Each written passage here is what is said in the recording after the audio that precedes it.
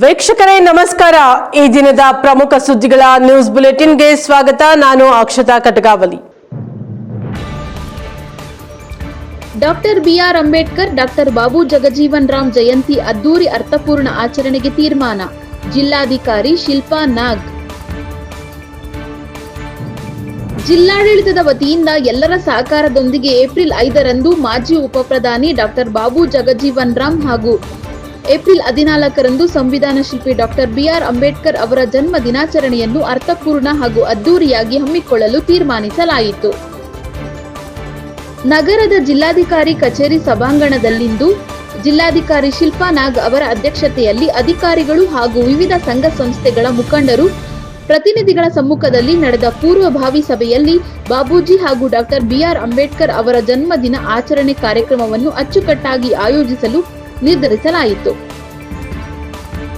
ಸಂಘಟನೆಗಳ ಮುಖಂಡರು ಮಾತನಾಡಿ, ಸಾಕಷ್ಟು ಮುಂಚಿತವಾಗಿಯೇ ಇಬ್ಬರು ಮಹನೀಯರ ಜಯಂತಿ ಆಚರಣೆಯನ್ನು ಹಮ್ಮಿಕೊಳ್ಳಲು ಸಿದ್ಧತೆ ಕೈಗೊಳ್ಳಬೇಕು. ಕರಪತ್ರ, ಆಹ್ವಾನ ಪತ್ರಿಕೆಗಳನ್ನು ಸಾಕಷ್ಟು ಮೊದಲೇ ಮುದ್ರಿಸಿ ತಲುಪಿಸಬೇಕು. ವಿಚಾರ ಸಂಕಿರಣ ಕಾರ್ಯಕ್ರಮದಂದು ಮುಖ್ಯ ಭಾಷಣಕ್ಕಾಗಿ ಮಹನೀಯರ ವಿಚಾರಧಾರೆಗಳನ್ನು ಆಳವಾಗಿ ಅಧ್ಯಯನ ಮಾಡಿರುವವರನ್ನು ಆಹ್ವಾನಿಸಬೇಕು ಎಂದರು. Doctor B R Ambedkar, doctor Babu Jagjivan Ram ಅವರ ಭಾವಚಿತ್ರದ ಮೆರವಣಿಗೆಯು ಅದ್ದೂರಿಯಾಗಿ ನಡೆಯಬೇಕು. ಹೆಚ್ಚು ಕಲಾ ತಂಡಗಳನ್ನು ನಿಯೋಜಿಸಬೇಕು. ಎಲ್ಲ ತಾಲೂಕುಗಳಲ್ಲಿಯೂ ಕಾರ್ಯಕ್ರಮ ವ್ಯವಸ್ಥಿತವಾಗಿ ಏರ್ಪಾಡಾಗಬೇಕು. ಕಾರ್ಯಕ್ರಮ ಹೆಚ್ಚು ಅರ್ಥಪೂರ್ಣವಾಗಿ ನಡೆಯಲು ನಿಯೋಜಿತವಾಗಲಿರುವ ಸಮಿತಿಗಳು ಎಲ್ಲ ಸಿದ್ಧತೆಗಳನ್ನು ಸಮರ್ಪಕವಾಗಿ ಕೈಗೊಳ್ಳಬೇಕು ಎಂಬುದು ಸೇರಿದಂತೆ ಕಾರ್ಯಕ್ರಮ ಆಯೋಜನಾ ಸಂಬಂಧ ವಿವರವಾಗಿ ಸಲಹೆ ಅಭಿಪ್ರಾಯಗಳನ್ನು ಮುಖಂಡರು ನೀಡಿದರು. ಜಿಲ್ಲಾಧಿಕಾರಿ ಶಿಲ್ಪಾ ನಾಗ್ ಮಾತನಾಡಿ, ಡಾಕ್ಟರ್ ಬಿಆರ್ ಅಂಬೇಡ್ಕರ್ ಹಾಗೂ ಡಾಕ್ಟರ್ ಬಾಬು ಜಗಜೀವನ್ ರಾಮ್ ಜಯಂತಿಯನ್ನು ಸಂಭ್ರಮ ಹಾಗೂ ಅರ್ಥಪೂರ್ಣವಾಗಿ ಆಚರಣೆ ಮಾಡಲು ಎಲ್ಲಾ ಸಿದ್ಧತೆಗಳನ್ನು ಕೈಗೊಳ್ಳಲಾಗುವುದು. ಪೇಟೆ ಪ್ರೈಮರಿ ಶಾಲಾ ಆವರಣದಲ್ಲಿ ಅದ್ದೂರಿ ವೇದಿಕೆ ನಿರ್ಮಿಸಿ ಕಾರ್ಯಕ್ರಮ ನಡೆಸಲಾಗುವುದು. ಮೆರವಣಿಗೆಗೆ ಮೆರುಗು ತರಲು ಹೆಚ್ಚಿನ ಕಲಾ ತಂಡಗಳನ್ನು ನಿಯೋಜನೆ ಮಾಡಲಾಗುವುದು. ಈಗಾಗಲೇ ಸಮಾಜ ಕಲ್ಯಾಣ ಇಲಾಖೆ ಅಧಿಕಾರಿಗಳಿಗೆ ಮುತುವರ್ಜಿಯಿಂದ ಕಾರ್ಯಕ್ರಮ ಯಶಸ್ವಿಗೆ ಕ್ರಮ ವಹಿಸಲು ತಿಳಿಸಲಾಗಿದೆ ಎಂದರು. ವಿಚಾರ ಸಂಕಿರಣ ಮತ್ತು ಜಯಂತಿ ಕಾರ್ಯಕ್ರಮಕ್ಕೆ ಮುಖ್ಯ ಭಾಷಣಕಾರರನ್ನು ಆಹ್ವಾನಿಸಬೇಕಿದೆ. ಇದಕ್ಕಾಗಿ ವಿಶೇಷ ಸಮಿತಿಯೊಂದನ್ನು ರಚಿಸಿ ಎಲ್ಲರ ಸಲಹೆಯ ಒಮ್ಮತದ ತೀರ್ಮಾನದಂತೆ ಭಾಷಣಕಾರರು, ವಿಷಯ ತಜ್ಞರನ್ನು ಆಯ್ಕೆ ಮಾಡಲಾಗುವುದು. ಕಾರ್ಯಕ್ರಮ ಸುವ್ಯವಸ್ಥಿತವಾಗಿ ನಡೆಸಲು ಸಮಿತಿಗಳು ಜವಾಬ್ದಾರಿ ವಹಿಸಲಿವೆ. ಪೂರ್ವಭಾವಿ ಸಭೆಗಳನ್ನು ಸಮಿತಿ ಸದಸ್ಯರು ಕೈಗೊಂಡು ಎಲ್ಲಾ ಸಿದ್ಧತೆಗಳನ್ನು ಮಾಡಲಿದ್ದಾರೆ ಎಂದು ಜಿಲ್ಲಾಧಿಕಾರಿ ತಿಳಿಸಿದರು. ಯಾವುದೇ ಲೋಪಗಳಿಗೆ ಅವಕಾಶವಾಗದಂತೆ ಇಬ್ಬರು ಮಹನೀಯರ ಜಯಂತಿ ಕಾರ್ಯಕ್ರಮ ಏರ್ಪಾಡು ಮಾಡಲಾಗುವುದು. ಎಲ್ಲ ಅಧಿಕಾರಿ ಸಿಬ್ಬಂದಿಗೆ ಕಾರ್ಯಕ್ರಮದಂದು ಹಾಜರಿರಲು ಸೂಚಿಸಲಾಗುವುದು. ತಾಲೂಕು ಮಟ್ಟದಲ್ಲಿಯೂ ಅಚ್ಚುಕಟ್ಟಾಗಿ ಕಾರ್ಯಕ್ರಮ ನಡೆಸಲು ಅಧಿಕಾರಿಗಳಿಗೆ ನಿರ್ದೇಶನ ನೀಡಲಾಗುವುದು. ಮಹಾನ್ ನಾಯಕರ ಜನ್ಮ ದಿನಾಚರಣೆಯನ್ನು ಯಶಸ್ವಿಯಾಗಿ ನಡೆಸಲು ಎಲ್ಲರೂ ಸಹಕರಿಸಬೇಕು ಎಂದು ಜಿಲ್ಲಾಧಿಕಾರಿ ಶಿಲ್ಪಾ ನಾಗ್ ಮನವಿ ಮಾಡಿದರು. ಜಿಲ್ಲಾ panchayat CEO Mona Roth, SP doctor B T Kavita, ಸಮಾಜ ಕಲ್ಯಾಣ ಇಲಾಖೆಯ ಉಪನಿರ್ದೇಶಕ ಮುನಿರಾಜು, ಮುಖಂಡರಾದ C M Krishnamurthy, K M Nagaraju, Shivamurthy, Nagaraju, Nagaiah, Yariyur Rajanna, Nagaraju, Javaraiah, Ramasamudra Suresh, C M Shivanna, P Sangasena, Basavanapura Rajashekar, Byadamudlu Basavanna, Narayan, Kandahalli Narayana, Nagesh, Aluru Nagendra, Shivakumar, Murugesh, Parashivamurthy, Siddappaji, D Swamy, C M Narasimhamurthy ಇನ್ನಿತರ ಮುಖಂಡರು, ಜಿಲ್ಲಾ ಮಟ್ಟದ ಅಧಿಕಾರಿಗಳು ಸಭೆಯಲ್ಲಿ ಹಾಜರಿದ್ದರು. ವರದಿ ಹೊಮ್ಮನಂಜುಂಡ ನಾಯಕ, NKS TV4, ಚಾಮರಾಜನಗರ. ರಾಜ್ಯದಲ್ಲಿ ವಿದ್ಯುತ್ ಹಾಗೂ ಹಾಲಿನ ದರ ಏರಿಕೆ ವಿರುದ್ಧ ಶಾಸಕ ಮಹೇಶ ತೆಂಗಿನಕಾಯಿ ಕಿಡಿ. ರಾಜ್ಯದಲ್ಲಿ ವಿದ್ಯುತ್ ಹಾಗೂ ಹಾಲಿನ ದರ ಏರಿಕೆ ಮಾಡಿದ್ದು ಕಾಂಗ್ರೆಸ್ ಸರ್ಕಾರ ಜನರು ಬಯಸದಿರುವ ಭಾಗ್ಯವನ್ನು ನೀಡುತ್ತಿದೆ. 5 ಗ್ಯಾರಂಟಿಗಳ ಜೊತೆಗೆ ಬಯಸದೆ ಕೇಳದಿರುವ ಬೆಲೆ ಏರಿಕೆ ಗ್ಯಾರಂಟಿ ನೀಡುತ್ತಿದೆ ಎಂದು ಬಿಜೆಪಿ ಶಾಸಕ ಮಹೇಶ ತೆಂಗಿನಕಾಯಿ ಕಿಡಿಕಾರಿದರು. ನಗರದಲ್ಲಿಂದು ಸುದ್ದಿಗಾರರೊಂದಿಗೆ ಮಾತನಾಡಿದ ಅವರು, ರಾಜ್ಯದಲ್ಲಿ ಕಾಂಗ್ರೆಸ್ ಸರ್ಕಾರ ಅಧಿಕಾರಕ್ಕೆ ಬಂದು 2 ವರ್ಷ ತುಂಬುತ್ತಿದೆ. ಆದರೆ ಗ್ಯಾರಂಟಿ ಹೆಸರಿನಲ್ಲಿ ಅಧಿಕಾರಕ್ಕೆ ಬಂದ ಸರ್ಕಾರ ಬೆಲೆ ಏರಿಕೆಯಲ್ಲಿಯೇ ಬ್ಯುಸಿಯಾಗಿದೆ. 6ನೇ ಭಾಗ್ಯವಾಗಿ ವಿದ್ಯುತ್ ಬೆಲೆ ಏರಿಕೆ, 7ನೇ ಭಾಗ್ಯವಾಗಿ ಹಾಲಿನ ದರ 4 ರೂಪಾಯಿ ಹೆಚ್ಚಳ, 8ನೇ ಗ್ಯಾರಂಟಿಯಾಗಿ ಆಲ್ಕೋಹಾಲ್ ದರ ಏರಿಕೆ, ಹೀಗೆ ಎಲ್ಲ ಕ್ಷೇತ್ರದಲ್ಲಿಯೂ ಬೆಲೆ ಏರಿಕೆ ಮಾಡಲಾಗುತ್ತಿದೆ. 5+5 ಅಡಿಷನಲ್ ಗ್ಯಾರಂಟಿಯನ್ನು ರಾಜ್ಯ ಸರ್ಕಾರ ಜನರಿಗೆ ನೀಡುತ್ತಿದೆ. ಈ ಸರ್ಕಾರಕ್ಕೆ ನಾಚಿಕೆ ಮಾನ ಮರ್ಯಾದೆ ಇಲ್ಲ. ಸುಳ್ಳು ಆಶ್ವಾಸನೆ ನೀಡುವುದರಲ್ಲಿ ಕಾಂಗ್ರೆಸ್ನವರು ನಿಶಾಮ್ಯರು ಎಂದು ಹರಿಹಾಯ್ದರು. ಇನ್ನು ಒಂದು ಕಡೆ ಫ್ರೀ ಅನ್ನೋದು, ಮತ್ತೊಂದು ಕಡೆ ಬೆಲೆ ಏರಿಕೆ ಮೂಲಕ ವಸೂಲಿ ಮಾಡುವುದು ಕೈ ಸರ್ಕಾರದ ತಂತ್ರವಾಗಿದೆ. ಕಾಂಗ್ರೆಸ್ ಸರ್ಕಾರದ ಈ ಬೆಲೆ ಏರಿಕೆ ನಡೆಯನ್ನು ಖಂಡಿಸುತ್ತದೆ. ಅನಿವಾರ್ಯತೆ ಬಂದಲ್ಲಿ ಬಿಜೆಪಿ ಪಕ್ಷ ಇದರ ವಿರುದ್ಧ ಹೋರಾಟಕ್ಕೂ ಇಳಿಯಲು ಸಿದ್ಧವಾಗಿದೆ ಎಂದು ಎಚ್ಚರಿಕೆ ನೀಡಿದರು. 4 ರೂಪಾಯಿ ಹಾಲಿನ ದರ ಏರಿಸುವ ಮೂಲಕ ಮಧ್ಯಮ ಹಾಗೂ ಬಡವರ ಹೊಟ್ಟೆ ಮೇಲೆ ಒಡೆಯುವ ಕೆಲಸ ಕೈ ಸರ್ಕಾರ ಮಾಡುತ್ತಿದೆ. ಕಾಂಗ್ರೆಸ್ ಸರ್ಕಾರವನ್ನು ಅಧಿಕಾರಕ್ಕೆ ತಂದಿರೋ ಜನರಿಗೆ ಈಗ ಎಲ್ಲವೂ ಅರ್ಥವಾಗುತ್ತಿದೆ. ಜನರು ಮನಸ್ಸಿನಲ್ಲಿಯೇ ಈ ಸರ್ಕಾರದ ವಿರುದ್ಧ ಇಡೀ ಶಾಪ ಹಾಕುತ್ತಿದ್ದಾರೆ ಎಂದರು. ವರದಿ ಸಂತೋಷ ಮೇದಾರ, NKS TV4 ಹುಬ್ಬಳ್ಳಿ. ಸರ್, ರಾಜ್ಯದಲ್ಲಿ ಸರ್ಕಾರ ಅಧಿಕಾರಕ್ಕೆ ಬಂದ ನಂತರ ಬೆಲೆ ಏರಿಕೆ ಅನ್ನೋದು ಸಾಮಾನ್ಯವಾಗಿರ್ತದೆ. ಈಗ ವಿದ್ಯುತ್ ಬಿಲ್ ಬೇರೆ ಏರಿಕೆಯಾಗಿದೆ ಮತ್ತು ಜೊತೆಗೆ ಹಾಲಿನ ದರ ಇನ್ನೂ ಏರಿಕೆಯಾಗಿದೆ. ಏನು ಹೇಳ್ತೀವಿ? ಕಾಂಗ್ರೆಸ್ ಪಾರ್ಟಿ ಸರ್ಕಾರ ಕಳೆದ 1.5 ವರ್ಷ ಅಂದರೆ 1 ವರ್ಷ 9 ತಿಂಗಳ ಈ ಆಡಳಿತ ಅವಧಿಯನ್ನು ನೋಡಿದ್ರೆ ಇವತ್ತು ಪ್ರಥಮ ಬಾರಿಗೆ 5 ಗ್ಯಾರಂಟಿಗಳ ಬಗ್ಗೆ ಸರ್ಕಾರ ಜನರಿಗೆ ಆಶ್ವಾಸನೆಯನ್ನು ಕೊಟ್ಟಿತ್ತು. ಇವತ್ತು ಅದರ ಜೊತೆಗೆ ಇನ್ನೂ ಅನೇಕ ಗ್ಯಾರಂಟಿ ಭಾಗ್ಯಗಳನ್ನು ಕೇಳದೆ ಬಯಸದೆ ಬಂದಿರತಕ್ಕಂಥ ಭಾಗ್ಯಗಳನ್ನು ಕಾಂಗ್ರೆಸ್ ಪಾರ್ಟಿ ಸರ್ಕಾರ ಕರ್ನಾಟಕದ ಜನರಿಗೆ ಕೊಡುವಂಥದ್ದು ಮಾಡ್ತಾ ಇದೆ. 5 ಭಾಗ್ಯ ಜೊತೆಗೆ 6ನೇ ಭಾಗ್ಯ ಇವತ್ತು 36 ಪೈಸೆ ಪ್ರತಿ ಯೂನಿಟ್ಗೆ ಏರಿಸುವಂಥದ್ದು. 7ನೇ ಭಾಗ್ಯ 4 ರೂಪಾಯಿ ಪ್ರತಿ ಲೀಟರ್ಗೆ, ಯಾವಾಗೂ ಏರಿಸಲಿ ಇಷ್ಟು ದೊಡ್ಡ ಅಮೌಂಟನ್ನು ಏರಿಸುವಂಥದ್ದನ್ನು 4 ಲೀಟರ್ಗೆ ಹಾಲಿನ ದರ ಏರಿಸಿದ್ದಾರೆ. ಅದರ ಜೊತೆಗೆ 8ನೇದಾಗಿ ಆಲ್ಕೋಹಾಲಿನ ದರ ಏರಿಸಿದ್ದಾರೆ. 9ನೇದಾಗಿ ರಿಜಿಸ್ಟ್ರೇಷನ್ ಟ್ಯಾಕ್ಸ್ ಅನ್ನು ಏರಿಸಿದರು. 10ನೇದಾಗಿ ಇವತ್ತು ಎಲ್ಲ ರೀತಿಯಲ್ಲಿ ಎಲ್ಲ ಬೆಲೆಗಳನ್ನು ಏರಿಸುವಂಥದ್ದು. 11ನೇದಾಗಿ ಇವತ್ತು ಹನಿ ಟ್ರ್ಯಾಪ್ ಹಗರಣವನ್ನು ಅವ್ರ ಪಾರ್ಟಿಯವ್ರಿಗೆ ಅಷ್ಟೇ ಇದೆ, ಮೋಸ್ಟ್ಲಿ ಇದು ರಾಜ್ಯ ಜನರಿಗಿಲ್ಲ. ಹನಿ ಟ್ರ್ಯಾಪ್ ಅಂತಕ್ಕಂಥದ್ದು ಕಾಂಗ್ರೆಸ್ ಪಾರ್ಟಿ ಜನರಿಗೆ, ಕಾಂಗ್ರೆಸ್ ಪಾರ್ಟಿ ನಾಯಕರಿಗೆ ಕೊಡ್ತಕ್ಕಂಥ ಕೆಲಸವನ್ನು ಮಾಡಿದ್ದಾರೆ. ಹೀಗಾಗಿ 5+5 ಎಡಿಷನಲ್ ಗ್ಯಾರಂಟಿಗಳನ್ನು ಇವತ್ತು ಕಾಂಗ್ರೆಸ್ ಪಾರ್ಟಿ ಸರ್ಕಾರ ಕೊಟ್ಟಿದೆ. ಈ ಸರ್ಕಾರಕ್ಕೆ ಒಂದು ನಾಚಿಕೆ ಮಾನ ಮರ್ಯಾದೆ ಅನ್ನೋದು ಇರಬೇಕಾಗುತ್ತೆ. ಇವತ್ತು ಬಡವರು ಪ್ರತಿಯೊಬ್ಬರು ಹಾಲನ್ನು ಬಳಸ್ತಕ್ಕಂಥ ಸಂದರ್ಭ, ನೀವು ಏನಾದರೂ ಲೀಟ್ರಿಗೆ 4 ರೂಪಾಯಿ ಏರಿಸಿದ್ರೆ ಬಡವ್ರ ಜನರ ಗತಿ ಏನಾಗುತ್ತೆ? 36 ಪೈಸೆ ಪ್ರತಿ ಯೂನಿಟ್ಗೆ ಒಂದು ಕಡೆ ಕರೆಂಟ್ ಏರ್ಸಾಕತ್ತೀರಿ, ಒಂದು ಕಡೆ ಫ್ರೀ ಅಂತ ಹೇಳ್ತೀರಿ, ಒಂದು ಕಡೆ 36 ಪೈಸೆ ಏರಿಸ್ತೀರಿ. ಅಂದ್ರೆ ಏನು ನಿಮ್ದು ಕೆಲಸ? ಅಂದ್ರೆ ಸುಳ್ಳು ಆಶ್ವಾಸನೆ ಕೊಡೋದ್ರಲ್ಲಿ ನಿಸ್ಸೀಮ್ರು ಅನ್ನುವಂಥದ್ದಾಗುತ್ತೆ. ಒಂದು ಕಡೆ ಒಂದು ಕೈಲಿ ಕೊಡೋದು, 2 ಕೈಲಿ ಕಸ್ಕೊಳ್ಳುವಂಥ ದಂಧೆನ ಇವತ್ತು ಕಾಂಗ್ರೆಸ್ ಪಾರ್ಟಿ ಸರ್ಕಾರ ಇವತ್ತು ಮಾಡ್ತದೆ. ಇದನ್ನು ಭಾರತೀಯ ಜನತಾ ಪಾರ್ಟಿ ನಾವು ಬಹಳ ಉಗ್ರವಾಗಿ ಇದನ್ನು ಖಂಡಿಸ್ತೇವೆ. ಹಾಲಿನ ದರ ಏರಿಕೆ ಮತ್ತು ಕರೆಂಟ್ ದರ ಏರಿಕೆ ಎರಡನ್ನು ಕೂಡ ನಾವು ವಿರೋಧಿಸ್ತೀವಿ.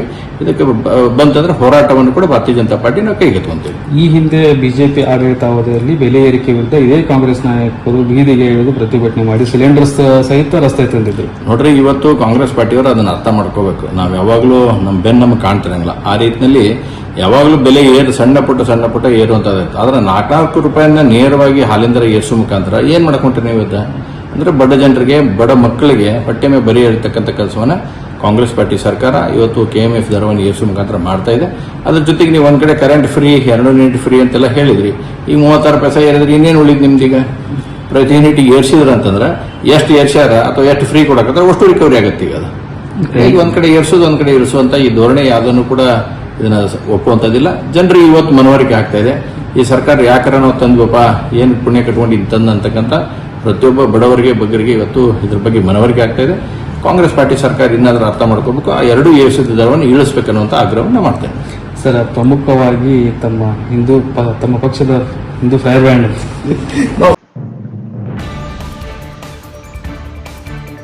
BSS micro finance limited company ವತಿಯಿಂದ ಜಿಲ್ಲೆಯ ಸರ್ಕಾರಿ ಶಾಲಾ ಕಾಲೇಜಿನ 250ಕ್ಕೂ ಹೆಚ್ಚು ವಿದ್ಯಾರ್ಥಿಗಳಿಗೆ ವಿದ್ಯಾರ್ಥಿ ವೇತನ ವಿತರಣೆ. ಒಂದು ಕಡೆ ಮೈಕ್ರೋ ಫೈನಾನ್ಸ್ ಕಂಪನಿಗಳು ಸಾಲ ಮರುಪಾವತಿಗೆ ಕಿರುಕುಳ ಮಾಡುವ ಘಟನೆಗಳು ನಡೆಯುತ್ತಿವೆ.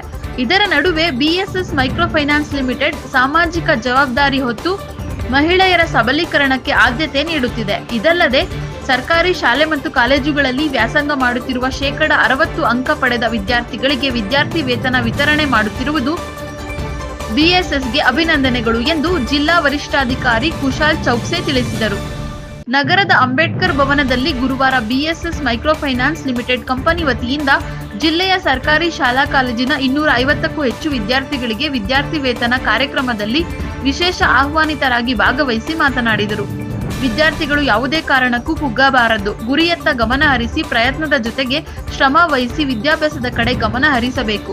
ಸೋಮಾರಿತನ ಮನುಷ್ಯನ ಶತ್ರು, ಇದನ್ನು ಬಿಟ್ಟು ನಿರಂತರ ಶ್ರಮ ವಹಿಸಬೇಕು, ಆಗಲೇ ಯಶಸ್ಸು ಕಾಣಲು ಸಾಧ್ಯ ಎಂಬುದನ್ನು ಅರಿತು ಮುಂದೆ ಸಾಗಬೇಕು ಎಂದರು. ಇನ್ನು BSS ಮೈಕ್ರೋಫೈನಾನ್ಸ್ ಲಿಮಿಟೆಡ್ ನಿಮ್ಮನ್ನು ಗುರುತಿಸಿ ಪ್ರೋತ್ಸಾಹಿಸುವ ನಿಟ್ಟಿನಲ್ಲಿ ವಿದ್ಯಾರ್ಥಿ ವೇತನ ನೀಡಿದ್ದಾರೆ. ಇದನ್ನು ಸೌಭಾಗ್ಯ ಎಂದು ತಿಳಿದು ಜೀವನದಲ್ಲಿ ಸಾಧಿಸಲು ಮುಂದಾಗಬೇಕು ಎಂದು ವಿದ್ಯಾರ್ಥಿಗಳಿಗೆ ಕಿವಿ ಮಾತು ಹೇಳಿದರು. ಇದೇ ಸಂದರ್ಭದಲ್ಲಿ SP ಕುಶಾಲ್ ಚೌಕ್ಸೆ ಸೈಬರ್ ಅಪರಾಧ, ಸಂಚಾರಿ ನಿಯಮ, ದುಶ್ಚಟಿಕೆ, ಡಿಜಿಟಲ್ ಅರೆಸ್ಟ್, ಮೊಬೈಲ್ ಫೋನ್ ಮಿತಿ ಬಳಕೆ ಬಗ್ಗೆ ತಿಳಿ ಹೇಳಿ ಜಿಲ್ಲಾ ಪೊಲೀಸ್ ಇಲಾಖೆ ವತಿಯಿಂದ ಪ್ರತಿ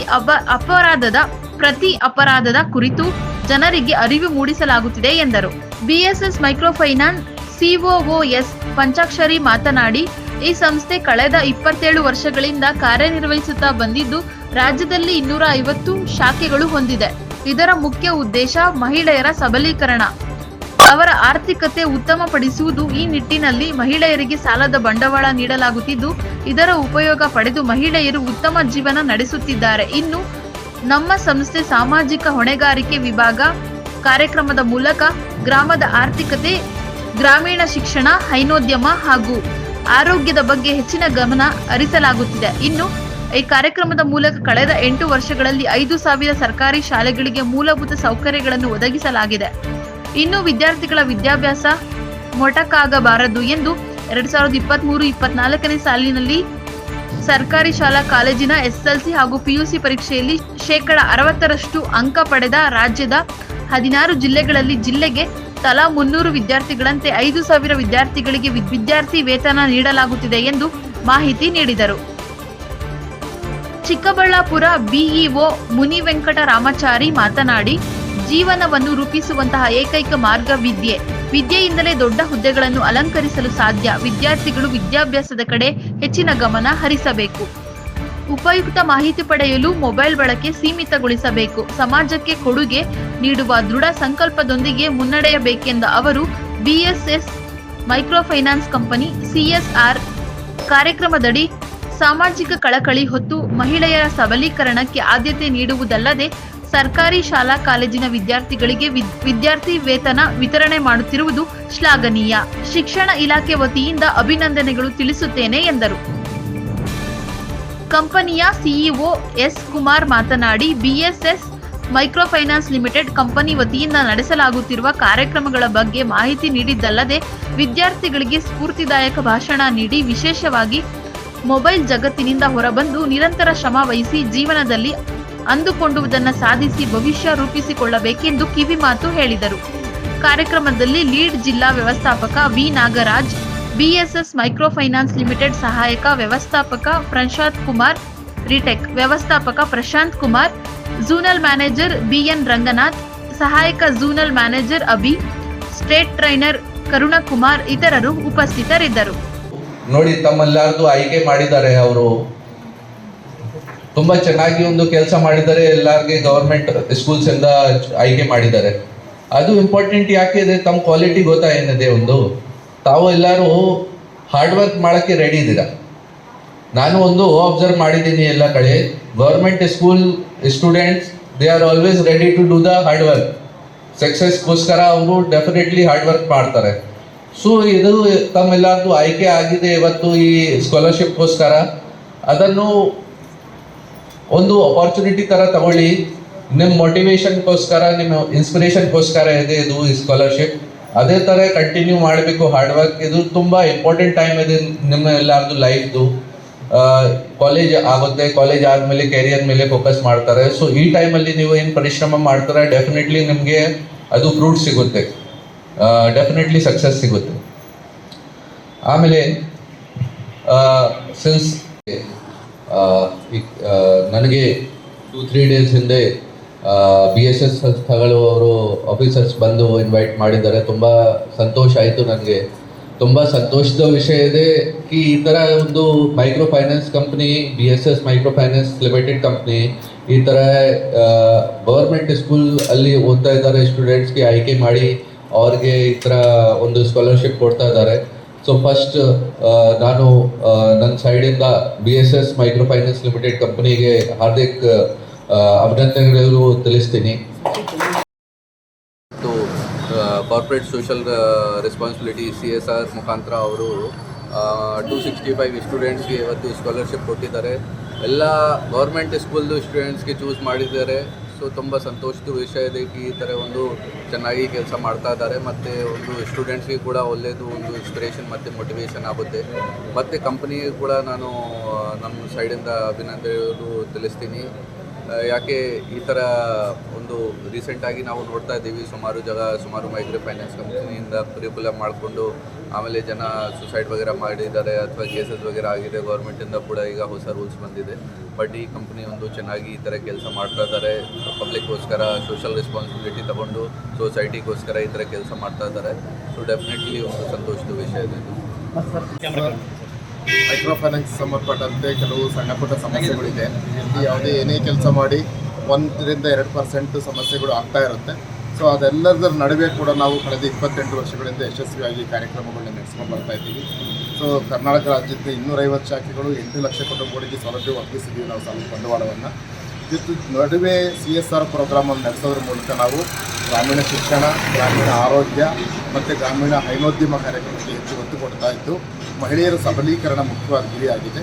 ಈ ವರ್ಷ ನಾವು ಒಂದು 5,000 ವಿದ್ಯಾರ್ಥಿನಿಯರಿಗೆ ಒಂದು ಸ್ಕಾಲರ್ಶಿಪ್ ಡಿಸ್ಟ್ರಿಬ್ಯೂಷನ್ ಪ್ರೋಗ್ರಾಮ್ ಕೂಡ ಕೊಡೋದ್ರ ಮೂಲಕ ಅವರ ಒಂದು ಶಿಕ್ಷಣದ ಗುಣಮಟ್ಟವನ್ನು ಉತ್ತಮಪಡಿಸಬೇಕು ಅನ್ನೋದಿದೆ.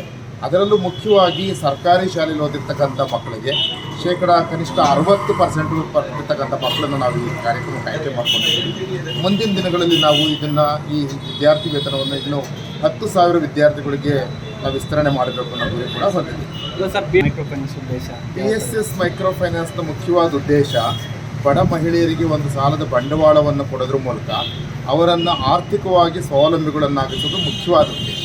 ಅಂದರೆ ಈ ದೇಶದಲ್ಲಿರ್ತಕ್ಕಂಥ ಪ್ರತಿಯೊಂದು ಮಹಿಳೆ ಒಂದು ತನ್ನ ಕಾಲ ಮೇಲೆ ತಾನು ನಿಂತ್ಕೊಂಡು ಒಂದು ತನ್ನ ಜೀವನದ ಗುಣಮಟ್ಟವನ್ನು, ಕುಟುಂಬವನ್ನು ಉತ್ತಮ ಗುಣಮಟ್ಟ ತಗೊಂಡೋಗ್ಬೇಕು ಅನ್ನೋದು ಮುಖ್ಯವಾದ. ಈಗ ಸರ್ ಒಟ್ಟಾರೆ ಎಷ್ಟು ವಿದ್ಯಾರ್ಥಿಗಳಿಗೆ ವಿದ್ಯಾರ್ಥಿ ವೇತನ ಕೊಡ್ತೀವಿ ಇಲ್ಲಿ ಹೋಗ್ತಾರೆ ಸರ್? ನಾವು ಒಟ್ಟು ಈ ವರ್ಷ 5,000 ವಿದ್ಯಾರ್ಥಿಗಳು 16 ಜಿಲ್ಲೆಗಳಲ್ಲಿ ಒಂದು ಕೊಟ್ಟಿದ್ದೀವಿ. ಈ ಚಿಕ್ಕಬಳ್ಳಾಪುರ ಜಿಲ್ಲೆಯಲ್ಲಿ ಇವತ್ತು ನಾವು 300 ವಿದ್ಯಾರ್ಥಿಗಳಿಗೆ ನಾವು ಆಯ್ಕೆ ಮಾಡಿಕೊಂಡು ಇದನ್ನು ಎಲ್ಲ ಚಿಕ್ಕಬಳ್ಳಾಪುರ ತಾಲೂಕಿನ ಎಲ್ಲ ತಾಲೂಕಿನಿಂದ ಜಿಲ್ಲೆಯಾದ್ಯಂತ 300 ವಿದ್ಯಾರ್ಥಿಗಳಿಗೆ ಸೌಲಭ್ಯ ಕೊಡಬೇಕು. ಒಟ್ಟಾರೆ ಎಷ್ಟು ಅಮೌಂಟ್ ಏನು ಸರ್? ಒಟ್ಟಾರೆ ನಾವು ಪ್ರತಿ ವಿದ್ಯಾರ್ಥಿಗಳಿಗೆ ಈ ವರ್ಷ ಪ್ರಾರಂಭದಲ್ಲಿ 2,000 ರೂಪಾಯಿಗಳಿಂದ ಶುರು ಮಾಡಿದ್ದೀವಿ. ಮುಂದಿನ ದಿನಗಳಲ್ಲಿ ಇದನ್ನು 5,000 ರೂಪಾಯಿ ವಿಸ್ತರಣೆ ಮಾಡ್ಕೊಂಡಿದ್ದೀವಿ. ಒಟ್ಟಾರೆ ಈ ವರ್ಷ ನಾವು 1 ಕೋಟಿ ರೂಪಾಯಿಗಳನ್ನ ನಾವು ಈ ಕಾರ್ಯಕ್ರಮಕ್ಕೆ ವಿನಿಯೋಗ. ಧಾರವಾಡದಲ್ಲಿ ಅಮಾನವೀಯ ಘಟನೆ. ಬುದ್ಧಿಮಾಂದ್ಯನಿಗೆ ಕಲ್ಲಿನೇಟು. ಚಿಕಿತ್ಸೆ ಫಲಿಸದೆ ಅಪ್ರಾಪ್ತ ಯುವಕನ ಅಟ್ಟಹಾಸಕ್ಕೆ ಬಲಿಯಾದ ವ್ಯಕ್ತಿ. ಆ ವ್ಯಕ್ತಿ ಮೊದಲೇ ಬುದ್ಧಿಮಾಂದ್ಯನಾಗಿದ್ದ.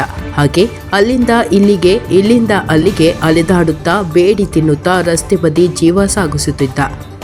ಆದರೆ ಅಪ್ರಾಪ್ತ ಯುವಕನೊಂದಿಗೆ ಕಿರಿಕ್ ಆಗಿದೆ.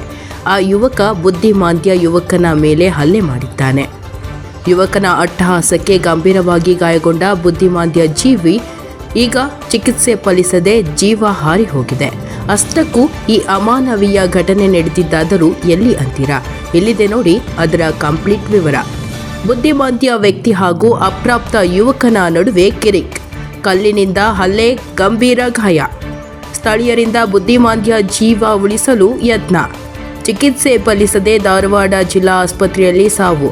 ಧಾರವಾಡ ಹಳೆ APMCಯಲ್ಲಿ ನಡೆದ ದುರ್ಘಟನೆ. ಸ್ಥಳಕ್ಕೆ ಪೊಲೀಸರು ಭೇಟಿ. ಅಪ್ರಾಪ್ತ ಯುವಕ ಪೊಲೀಸ್ ವಶಕ್ಕೆ.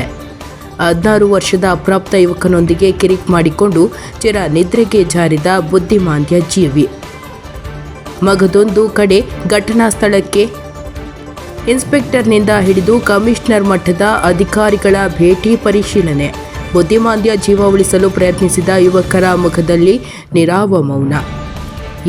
ಈ ಎಲ್ಲ ದೃಶ್ಯಗಳಿಗೆ ಗುರುವಾರ ತಡಸಂಜೆ ಧಾರವಾಡ ಹಳೆ APMC ಆವರಣ ಹಾಗೂ ಧಾರವಾಡ ಜಿಲ್ಲಾ ಆಸ್ಪತ್ರೆ ಆವರಣ ಸಾಕ್ಷಿಯಾಗಿತ್ತು. 45 ವರ್ಷದ ಏಲಿಯಾಸ್ ಜಲೀಲ್ ಸಾಬ್ ಮಖಂದರ್ ಬುದ್ಧಿಮಾಂದ್ಯ ವ್ಯಕ್ತಿ. ಧಾರವಾಡ ಶಿವಾಜಿ ವೃತ್ತ ಸೇರಿ ಹಳೆ APMC ಆವರಣದಲ್ಲಿ ಓಡಾಟ ಮಾಡುತ್ತಿದ್ದನಂತೆ. ಗುರುವಾರ APMC ರಸ್ತೆಯಲ್ಲಿ ಓಡಾಟ ಮಾಡುವಾಗ 16 ವರ್ಷದ ಯುವಕನೊಂದಿಗೆ ಕಿರಿಕ್ ಆಗಿದ್ದು, ಈ ವೇಳೆ ಯುವಕ ಕೋಪಕ್ಕೆ ಕೈಗೆ ಬುದ್ಧಿ ಕೊಟ್ಟು ಕಲ್ಲಿನಿಂದ ಹಲ್ಲೆ ಮಾಡಿದ್ದಾನೆ. ಇದರಿಂದ ತಲೆ ಭಾಗಕ್ಕೆ ಬುದ್ಧಿಮಾಂದ್ಯ ವ್ಯಕ್ತಿಗೆ ತೀವ್ರವಾದ ಗಾಯವಾಗಿದೆ. ರಕ್ತ ಮಡುವಿನಲ್ಲಿ ಬಿದ್ದಿದ್ದ ವ್ಯಕ್ತಿಯನ್ನು ಸ್ಥಳೀಯರು ನೋಡಿ ಕೂಡಲೇ ರಕ್ಷಣೆಗೆ ಧಾವಿಸಿ ಜಿಲ್ಲಾಸ್ಪತ್ರೆಗೆ ರವಾನಿಸಿದ್ದಾರೆ. ಆದರೆ ಘಟನಾ ಸ್ಥಳದಲ್ಲಿ ತೀವ್ರ ರಕ್ತಸ್ರಾವ ಆಗಿದ್ದರಿಂದ ಚಿಕಿತ್ಸೆ ಫಲಿಸದೆ ಬುದ್ಧಿಮಾಂದ್ಯ ಇಲಿಯಾಸ್ ಜಿಲ್ಲಾಸ್ಪತ್ರೆಯಲ್ಲಿ ಕೊನೆಯುಸಿರು ಎಳೆದಿದ್ದಾನೆ. ಇನ್ನು ಘಟನೆ ಮಾಹಿತಿ ಸಿಗುತ್ತಿದ್ದಂತೆ ಧಾರವಾಡ ಉಪನಗರ ಠಾಣೆಯ ಸಿಪಿಐ ದಯಾನಂದ ಹ್ಯಾಂಡ್ ಜಿಲ್ಲಾಸ್ಪತ್ರೆಗೆ ಭೇಟಿ ನೀಡಿ ಘಟನೆ ನಗರ ಸ್ಥಳೀಯರಿಂದ ಮಾಹಿತಿ ಕಲೆ ಹಾಕಿ ಸ್ಥಳಕ್ಕೆ ಭೇಟಿ ನೀಡಿ ಪರಿಶೀಲನೆ ನಡೆಸಿದ್ದಾರೆ. ಜೊತೆಗೆ ಘಟನಾ ಸ್ಥಳಕ್ಕೆ ಧಾರವಾಡ ಎಸಿಪಿ ಪ್ರಶಾಂತ್ ಸಿದ್ದನಗೌಡ, ಹುಬ್ಬಳ್ಳಿ ಧಾರವಾಡ ನಗರ ಪೊಲೀಸ್ ಆಯುಕ್ತರಾದ ಎಸ್ ಶಶಿಕುಮಾರ್, ಡಿಸಿಪಿಗಳ ಸಹ ಭೇಟಿ ನೀಡಿ ಘಟನೆ ಮಾಹಿತಿ ತಿಳಿದುಕೊಂಡಿದ್ದಾರೆ. ಆದರೆ ವಿಧಿಯಾಟ 16 ವರ್ಷದ ಅಪ್ರಾಪ್ತ ಯುವಕನ ಕೋಪಕ್ಕೆ ಇಲ್ಲಿ ಬುದ್ಧಿಮಾಂದ್ಯ ಜೀವಿ ಬಲಿಯಾಗಿದೆ. ಇನ್ನು ಘಟನೆ ನಡೆದ ಕೂಡಲೇ ಅಲರ್ಟ್ ಆಗಿರುವ ಉಪನಗರ ಠಾಣೆಯ ಪೊಲೀಸರು ಹಲ್ಲೆ ನಡೆಸಿದ ಅಪ್ರಾಪ್ತನನ್ನು ವಶಕ್ಕೆ ಪಡೆದುಕೊಂಡಿದ್ದು ವಿಚಾರಣೆ ನಡೆಸಲಾಗುತ್ತಿದೆ ಎಂದು ಪೊಲೀಸ್ ಕಮಿಷನರ್ ತಿಳಿಸಿದ್ದಾರೆ. ಒಟ್ಟಾರೆಯಾಗಿ ವಿದ್ಯಾಕಾಶಿ ಎಂದು ಖ್ಯಾತಿ ಪಡೆದುಕೊಂಡಿರುವ ಧಾರವಾಡದಲ್ಲೊಂದು ಅಮಾನವೀಯ ಘಟನೆ ನಡೆದಿದ್ದು, ಇಲ್ಲಿ ಅಪ್ರಾಪ್ತ ಯುವಕನ ತಪ್ಪೋ ಒಪ್ಪೋ ಅನ್ನೋದಕ್ಕಿಂತ ಇದು ವಿಧಿಯಾಟ ಎಂದು ಸ್ಥಳೀಯರು ಮರುಗುತ್ತಿದ್ದಾರೆ. ಇನ್ನು ಬುದ್ಧಿಮಾಂದ್ಯ ವ್ಯಕ್ತಿಯ ಮೇಲೆ ಅಷ್ಟೊಂದು ಕೋಪದಿಂದ ಅಪ್ರಾಪ್ತ ಯುವಕ ಹಲ್ಲೆಗೆ ಕಾರಣ ಏನು ಎಂಬುದು ಪೊಲೀಸರ ತನಿಖೆಯ ಬಳಿಕವಷ್ಟೇ ಹೊರಬರಬೇಕಿದೆ. ಅದೇನೇ ಇರಲಿ, ಆದರೆ ಇಲ್ಲಿ ಕೋಪದ ಕೈಗೆ ಯುವಕ ಬುದ್ಧಿ ಕೊಟ್ಟು ಒಂದು ಜೀವ ಹೋಗಿರುವುದು ದುರಾದೃಷ್ಟಕರ. ವರದಿ ಸಂತೋಷ ಮೇದಾರ, NKS TV4 ಧಾರವಾಡ. ಹುಬ್ಬಳ್ಳಿ ಧಾರವಾಡ ನಗರ ಕಮಿಷನರ್ ವ್ಯಾಪ್ತಿಯ ಧಾರವಾಡ ಉಪನಗರ ಪೊಲೀಸ್ ಠಾಣಾ ಸಹಾಯಕರಲ್ಲಿ ಇವತ್ತು ಸಂಜೆ ಒಂದು ಘಟನೆ ಆಗಿದೆ.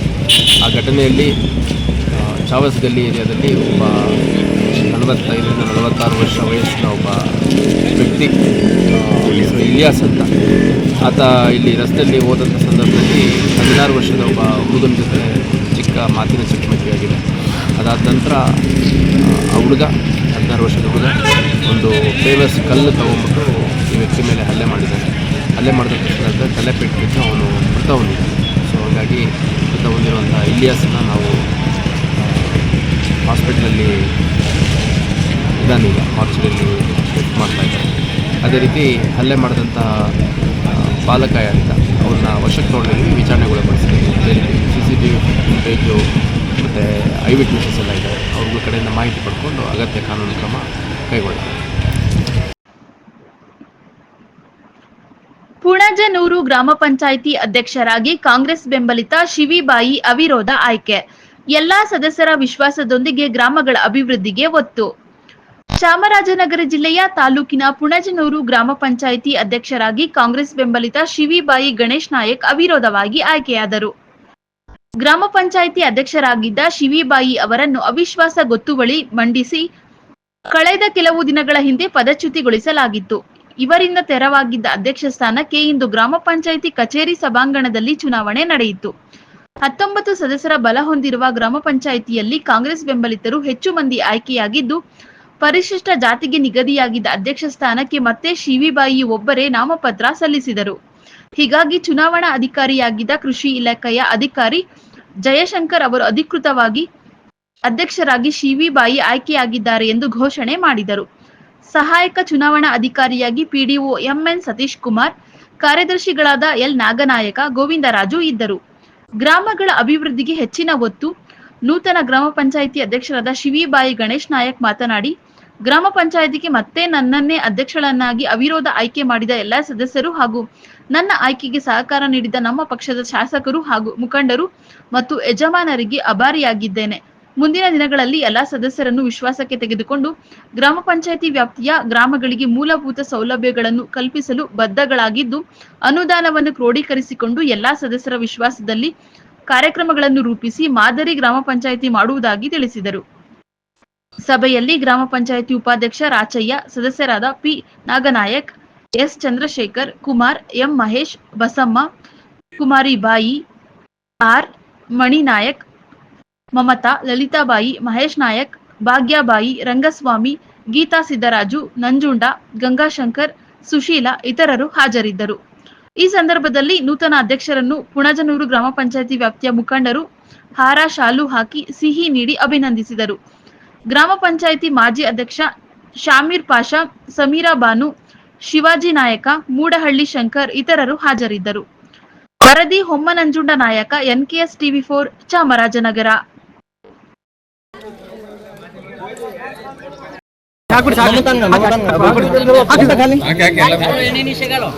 ಹಾಕಿವ್ರೆ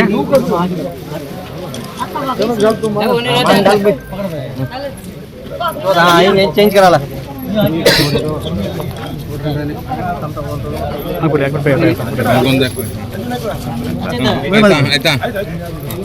ಮಹೇಶ ಕುಮಟಳ್ಳಿ ಬಾರೋ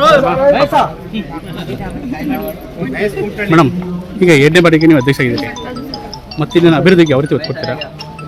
ಅಭಿವೃದ್ಧಿ ಕಡೆಗೆ ತುಂಬಾ ಗಮನ ಹರಿಸಿದ್ದೀವಿ. ಇವಾಗ ಕಳೆದ ವರ್ಷದಲ್ಲೂ ಕೂಡ ಅಧ್ಯಕ್ಷರಾಗಿ ಅವಿರೋಧಾಯಕತೆ ಮಾಡಿದ್ರು ನಮಗೆ. ಇವಾಗಲೂ ಕೂಡ 19 ಸದಸ್ಯರಿಗೂ ನಾನು ಫಸ್ಟ್ ಧನ್ಯವಾದ ಹೇಳಕ್ ಇಷ್ಟಪಡ್ತೀನಿ. ಯಾಕಂದ್ರೆ 2ನೇ ಬಾರಿನೂ ಕೂಡ ನಮಗೆ ಅವಿರೋಧಾಯಕನೆ ಮಾಡಿಕೊಟ್ಟಿದ್ದಾರೆ. ಅವ್ರ ನಂಬಿಕೆ ಇದೇ ತರ ಉಳಿಸ್ಕೊತೀನಿ ಸರ್ ನಾನು. ಈಗ ಏನು ಡೆವಲಪ್ಮೆಂಟ್ ಯಾವ ರೀತಿ ಮಾಡ್ತೀವಿ ಮೇಡಮ್? ಇಲ್ಲಿ ನಿಮ್ಮ ಗ್ರಾಮ ಪಂಚಾಯತಿನಲ್ಲಿ ಏನು ಡೆವಲಪ್ಮೆಂಟ್ ಮಾಡ್ತೀರಾ? ಕುಡಿಯೋ ನೀರಿನ ಸಮಸ್ಯೆಗಳು ಮತ್ತಿದೆ ಅದೇ ಸರ್, ಏನ್ ನಮ್ಮ ಪಂಚಾಯತಿ ವ್ಯಾಪ್ತಿಗೆ ಏನ್ ನಮ್ಗೆ ಅನುದಾನ ಏನ್ ಬರುತ್ತೋ ಎಲ್ಲ ಗ್ರಾಮಕ್ಕೆ ಯಾವ ತರ ಅನುದಾನ ಬಳಸಬೇಕು ಅದೇ ತರ ಕಾನೂನುಬದ್ಧವಾಗಿ ಮಾಡ್ತೀನಿ ಸರ್. ಕುಡಿಯೋ ನೀರ್ದಾಗ್ಲಿ, ನೀರು ನಿರ್ವಹಣೆದು ಇದಕ್ಕಾಗ್ಲಿ ಆ ತರ ಮಾಡ್ತೀನಿ. ರಸ್ತೆ ದುರಸ್ತಿದಾಗ್ಲಿ ಎಲ್ಲ ಮಾಡ್ತೀನಿ. ಒಟ್ಟು ಎಲ್ಲ ಸ್ಪಷ್ಟ ತಗೊಂಡು ಕೆಲಸ ಮಾಡ್ತಿದ್ದೀರಾ?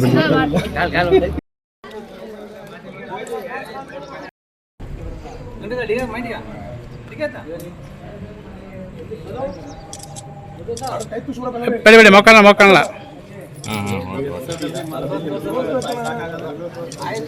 ಹಂಗೆ ಆಗಿರಿ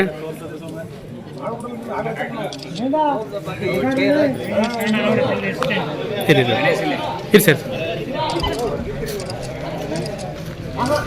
ಹಂಗೆ ಆಗಿರ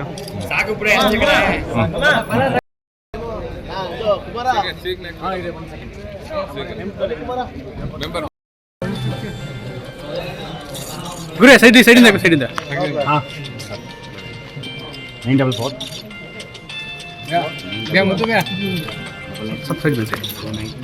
ಹಂಗೆ ಹಂಗೆ ಸ್ವಲ್ಪ ಸರ್ ಹಿಂದೆ ಬಿಟ್ಟು ಮೇಲಿಂದ ಬರ್ತೀನಿ.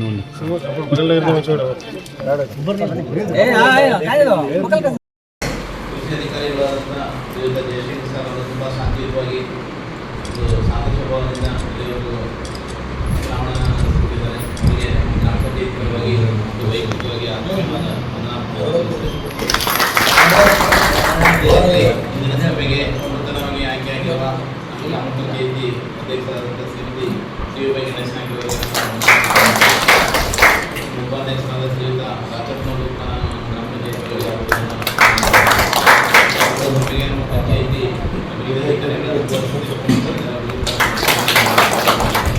ಅದೇ ರೀತಿ ಇಂದಿನ ಸಭೆಗೆ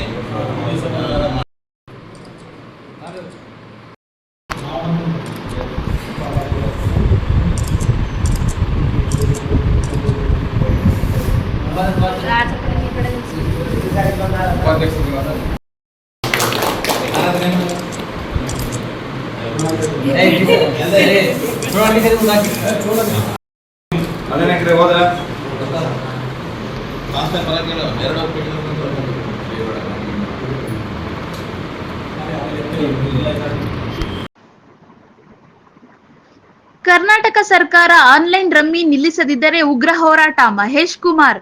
ಆನ್ಲೈನ್ ರಮ್ಮಿ ಸ್ಥಗಿತಕ್ಕೆ ಕೇಂದ್ರ ಸರ್ಕಾರ ಅಸ್ತು, ಸ್ವಾಗತಾರ್ಹ. ಕೇಂದ್ರ ಸರ್ಕಾರ ಆನ್ಲೈನ್ ಗೇಮ್ಗಳನ್ನು ಸ್ಥಗಿತಗೊಳಿಸಿರುವ ನಿರ್ಧಾರ ಸ್ವಾಗತಾರ್ಹವಾಗಿದ್ದು, ಆಯಾ ರಾಜ್ಯಗಳಿಗೆ ಸರ್ವಾಧಿಕಾರವನ್ನು ಸಂಸತ್ ಅಂಗೀಕಾರ ಮಾಡಿದೆ. ಹೀಗಾಗಿ ರಾಜ್ಯ ಸರ್ಕಾರ ಕೂಡಲೇ ಆನ್ಲೈನ್ ರಮ್ಮಿ ಸೇರಿದಂತೆ ಇತರೆ ಗೇಮ್ಗಳನ್ನು ಸ್ಥಗಿತ ಮಾಡಲು ಮುಂದಾಗಬೇಕು ಎಂದು ಕರ್ನಾಟಕ ರಾಜ್ಯ ರೈತ ಸಂಘದ ಕಾಯಂ ಆಹ್ವಾನಿತರಾದ ಮಹೇಶ್ ಕುಮಾರ್ ಒತ್ತಾಯಿಸಿದರು. ನಗರದ ಜಿಲ್ಲಾ ಕಾರ್ಯನಿರತ ಪತ್ರಕರ್ತರ ಭವನದಲ್ಲಿ ಕರೆದಿದ್ದ ಪತ್ರಿಕಾಗೋಷ್ಠಿಯಲ್ಲಿ ಅವರು ಮಾತನಾಡಿ, ದೇಶದಲ್ಲಿ ಆನ್ಲೈನ್ ರಮ್ಮಿ ಆಡುವುದು ಮಾರಕವಾಗಿದೆ. ಕೇಂದ್ರ ಸರ್ಕಾರ ಪೂರಕವಾಗಿ ಸ್ಪಂದಿಸಿದೆ. ಲೋಕಸಭೆಯಲ್ಲಿ ಅಂಗೀಕಾರ ಮಾಡಿದೆ. ರಾಜ್ಯಗಳಿಗೆ ಪರಮಾಧಿಕಾರವನ್ನು ನೀಡಿದೆ. ಇದನ್ನು ಇಂದಿನಿಂದ ರಾಜ್ಯ ಸರ್ಕಾರ ಕ್ರಮ ವಹಿಸಲು ಮುಂದಾಗಬೇಕು. ಇದನ್ನು ನಿಲ್ಲಿಸದಿದ್ದರೆ ಮಾರ್ಚ್ 6ರಂದು ಜಿಲ್ಲಾ ರೈತ ಸಂಘದ ಪ್ರಮುಖರ ಸಭೆಯನ್ನು ನಡೆಸಿ ಮುಂದಿನ ಹೋರಾಟವನ್ನು ರೂಪಿಸುವುದಾಗಿ ತಿಳಿಸಿದರು. ಈಗಾಗಲೇ ಆನ್ಲೈನ್ ಗೇಮ್ನಿಂದಾಗಿ ಅನೇಕರು ತಮ್ಮ ಪ್ರಾಣವನ್ನು ಕಳೆದುಕೊಳ್ಳುತ್ತಿದ್ದಾರೆ. ಅಲ್ಲದೆ ಹಲವು ಕುಟುಂಬಗಳು ಬೀದಿ ಪಾಲಾಗುತ್ತಿವೆ. 1410ಕ್ಕೂ ಹೆಚ್ಚು ಆನ್ಲೈನ್ ಗೇಮ್ಗಳನ್ನು ರದ್ದುಪಡಿಸಲಾಗಿದೆ. ಇದನ್ನು ಸೆಕ್ಷನ್ 112ರ ಪ್ರಕಾರ ದೂರು ದಾಖಲು ಮಾಡಬಹುದಾಗಿದೆ. ಅಂತವರನ್ನು ಜೈಲಿಗೆ ಕಳಿಸುವಂತ ಕಾನೂನು ಬಂದಿದೆ. ಇದರ ಬಗ್ಗೆ ಜನರು ಜಾಗೃತರಾಗಬೇಕು. ಈ ಕಾಯ್ದೆಯನ್ನು ಕರ್ನಾಟಕದಲ್ಲಿ ಪ್ರಥಮವಾಗಿ ಜಾರಿ ಮಾಡಬೇಕು. ರಾಜ್ಯದಲ್ಲಿ ಇದರಿಂದ ಆಗುತ್ತಿರುವ ಅನಾಹುತಗಳನ್ನು ತಪ್ಪಿಸಬೇಕು.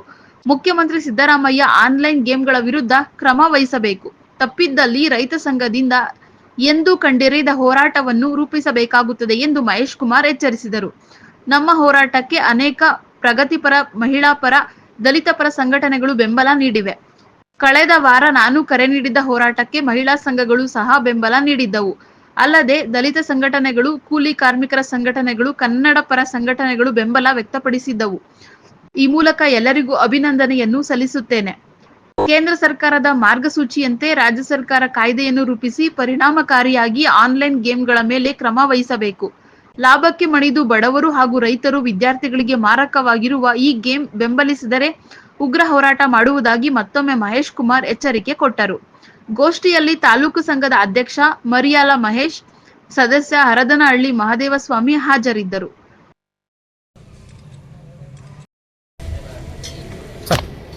ಏನು ದೇಶದಲ್ಲಿ ಆನ್ಲೈನ್ ರಮ್ಮಿ ಆಟದಿಂದ ದೇಶಕ್ಕೆ ಮಾರಕವಾಗಿದೆ. ಅದನ್ನು ಕೂಡಲೇ ನಿಲ್ಲಿಸಬೇಕು ಅಂತ ನಾವು ಹೋರಾಟ ರೂಪಿಸಿದ್ನು.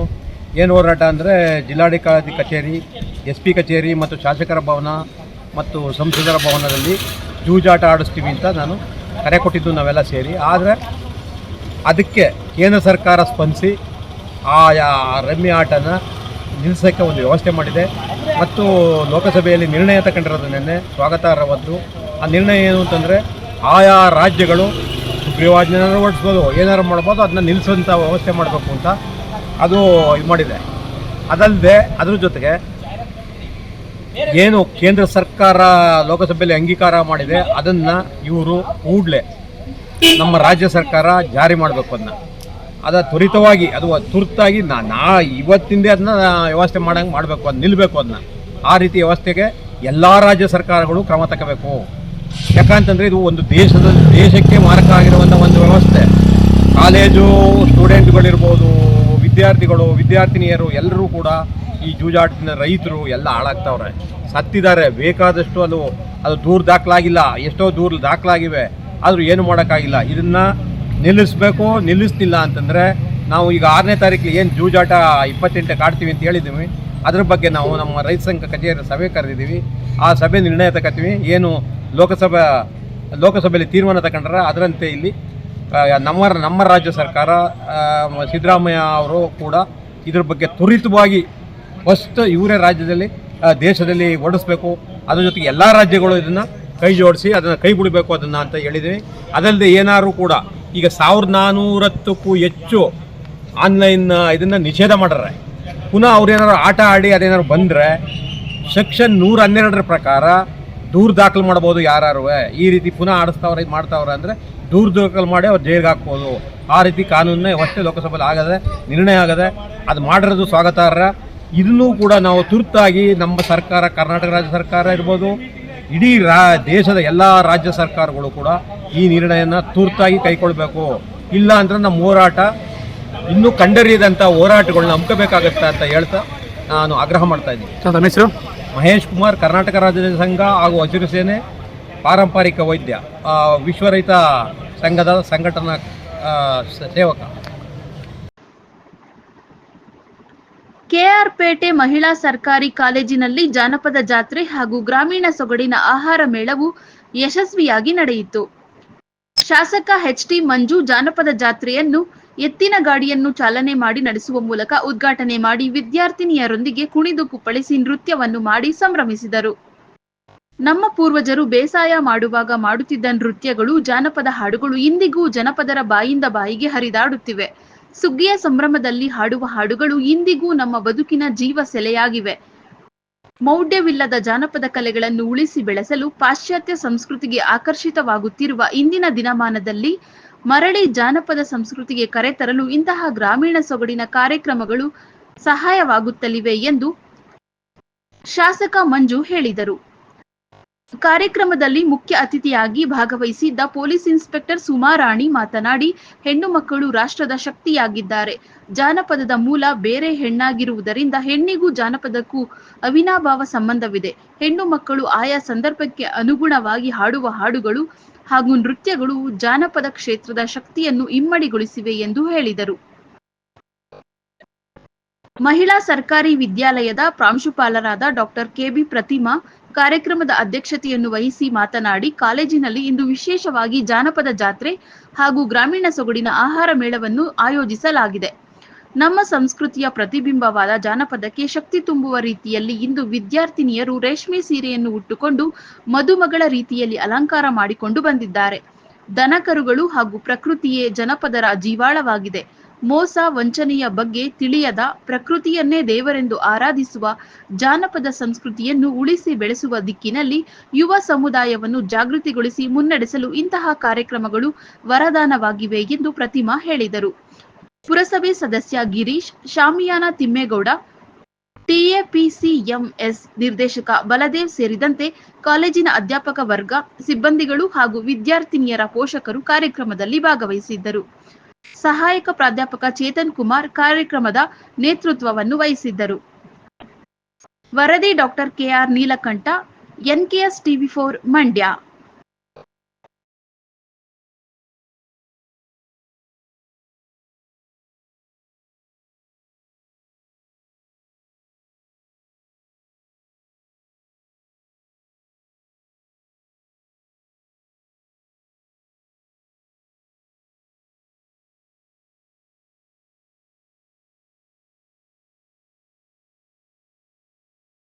ಮಾಡಬೇಕು ಅಂತ ಯೋಚನೆ ಮಾಡ್ತಾ ಇದ್ದಾರೆ. ಸೊ ನಮ್ಮ ಜನಪದ ಬಗ್ಗೆ ಎಷ್ಟು ಮಹತ್ವ ನಾವು ಬೇರೆಯವರಿಗೆ ಸಾರ್ತೀವೋ ಅಷ್ಟೇ ಒಳ್ಳೇದಾಗಿರುತ್ತೆ. ನಾವು ಬೆಳೆದು ಬಂದ ಹಾದಿನ ನಾವು ಮರೀದೆ ನಮ್ಮ ರೂಟ್ಸ್ ಗಳನ್ನ ನಾವು ನೆನಪು ಮಾಡಿಕೊಂಡು ಮುಂದೆ ಬಂದ್ರೆ ತುಂಬಾ ಒಳ್ಳೆ ಭವಿಷ್ಯ ಇರುತ್ತೆ. ನಾವು ನಮ್ಮ ಮುಂದಿನ ಪೀಳಿಗೆಗಳಿಗೆ ಜನಪದ ಹೀಗಿತ್ತು ಅಂತ ಟಿವಿನಲ್ಲಾಗ್ಲಿ ಅಥವಾ ಮತ್ತೊಂದರಲ್ಲಿ ತೋರಿಸೋ ಬದಲು ಜನಪದ ಅಂದ್ರೆ ಏನು ಅಂತ ಪ್ರತಿ ಮನೆಯಲ್ಲೂ ಕೂಡ ಆ ಮಗುಗೆ ಜನಪದ ಕಲೆಗಳಾಗಲಿ ಅಥವಾ ಜನಪದದಿಂದ ಬಂದಂತಹ ಪ್ರತಿಯೊಂದು ಕಾರ್ಯ, ಆಟ ಆಗಿರ್ಬೋದು, ಊಟ ಆಗಿರ್ಬೋದು, ಅದನ್ನೆಲ್ಲ ಪ್ರತಿಯೊಂದು ಮಗುಗೂ ತಿಳಿಸಿ ಹೇಳಿದ್ರೆ ನಮ್ಮ ಸಂಸ್ಕೃತಿನ ನಾವು ಉಳಿಸ್ದಂಗ ಆಗುತ್ತೆ. ಸೊ ನಾನು ಪ್ರತಿಯೊಂದು ಯಂಗ್ ಜನರೇಷನ್ ಅಲ್ಲಿ ಏನ್ ಹೇಳೋದು ಅಂತಂದ್ರೆ, ಈ ಹಿಂದಿನ ಕಾಲದಲ್ಲೆಲ್ಲ ತುಂಬಾ ಅಡೆತಡೆಗಳಿದ್ವು, ಅದನ್ನೆಲ್ಲ ಮೀರಿ ನಾವೀಗ ಮುಂದೆ ಬರ್ತಾ ಇದೀವಿ. ಅದೇ ಮೀರಿ ಮುಂದೆ ಬರ್ತಾ ಇರೋ ಯುಗದಲ್ಲಿ ನಾವು ನಮ್ಮ ರೂಟ್ಸ್ ನ ಮರಿದೆ ನಮ್ಮ ತಂದೆ ತಾಯಿಗಳಿಗೆಲ್ಲ ಗೌರವಗಳನ್ನ ಕೊಟ್ಟ ನಾವು ಹೆಣ್ಮಕ್ಳಾಗಿ ಅಥವಾ ಗಂಡ್ಮಕ್ಳಾಗ್ಲಿ ಯಾರೇ ಆಗ್ಲಿ ನಮ್ಮ ಸಮಾಜಕ್ಕೆ ಏನ್ ಬೇಕು ಕೊಡುಗೆ ಅದನ್ನ ಕೊಟ್ರೆ ನಮ್ಮ ದೇಶ ಉದ್ಧಾರ ಆಗುತ್ತೆ. ಮತ್ತೆ ನಮ್ಮ ದೇಶದ ಜೊತೆ ನಾವು ಕೂಡ ಒಳ್ಳೆ ಸಮಾಜಕ್ಕೆ ಒಂದು ಒಳ್ಳೆ ಆಸ್ತಿ ಆಗ್ತೀವಿ ಅಂತ ಹೇಳ್ತಾ ಪ್ರತಿಯೊಂದು ಹೆಣ್ಮಕ್ಳಲ್ಲೂ ನಾನು ಮನವಿ ಮಾಡೋದೇನು ಅಂತಂದ್ರೆ, ಯಾರ ಮೇಲೂ ಕೂಡ ನಿರ್ಧರಿತರಾಗಿರ್ಬೇಡಿ, ತಮ್ಮ ಬದುಕನ್ನ ನೀವೇ ಕಟ್ಕೊಳ್ಳಿ, ಇಂಡಿಪೆಂಡೆಂಟ್ ಆಗಿರಿ. ಇಷ್ಟೆಲ್ಲ ಹೇಳ್ತಾ ಏನು ಅಂತಂದ್ರೆ, ನಾವು ದಿನನಿತ್ಯದ ಕೆಲಸಗಳಲ್ಲಿ ಏನೋ ಒಂದು ಮಾಡ್ಬೇಕು ಅನ್ಕೋತೀವಿ, ಅದನ್ನ ಮಾಡಕ್ ಆಗೋದಿಲ್ಲ. ಆದ್ರೆ ನೀವು ನಿಮ್ ಗುರಿನ ಮುಟ್ಬೇಕಂದ್ರೆ ಬಹಳ ಡಿಸಿಪ್ಲಿನ್ಡ್ ಆಗಿ ಆ ಗುರಿಗೋಸ್ಕರ ನೀವು ಶ್ರಮ ಪಡ್ಬೇಕು. ಇದನ್ನೆಲ್ಲ ಶ್ರಮ ಪಟ್ರೆ ಒಂದಲ್ಲ ಒಂದು ದಿವಸ ಯಾವ್ದಾದ್ರು ಒಂದು ರೂಪದಲ್ಲಿ ನಿಮಗೆ ಸಕ್ಸಸ್ ಸಿಗುತ್ತೆ. ಇಷ್ಟೆಲ್ಲ ಹೇಳ್ತಾ ನನಗೆ ಈ ಜನಪದ ಕಾರ್ಯಕ್ರಮಕ್ಕೆ ಇನ್ವೈಟ್ ಮಾಡಿ ನನಗೆ ಜನಪದ ಶೈಲಿಗಳ ಬಗ್ಗೆ ತಿಳಿಸಿ ಹೇಳಿದಂತಹ ಸರ್ಗೂ ಹಾಗೂ ತಮಗೆಲ್ಲರಿಗೂ ಕೂಡ ನನ್ನ ವಂದನೆಗಳನ್ನ ತಿಳಿಸ್ತಾ ಇದ್ದೀನಿ.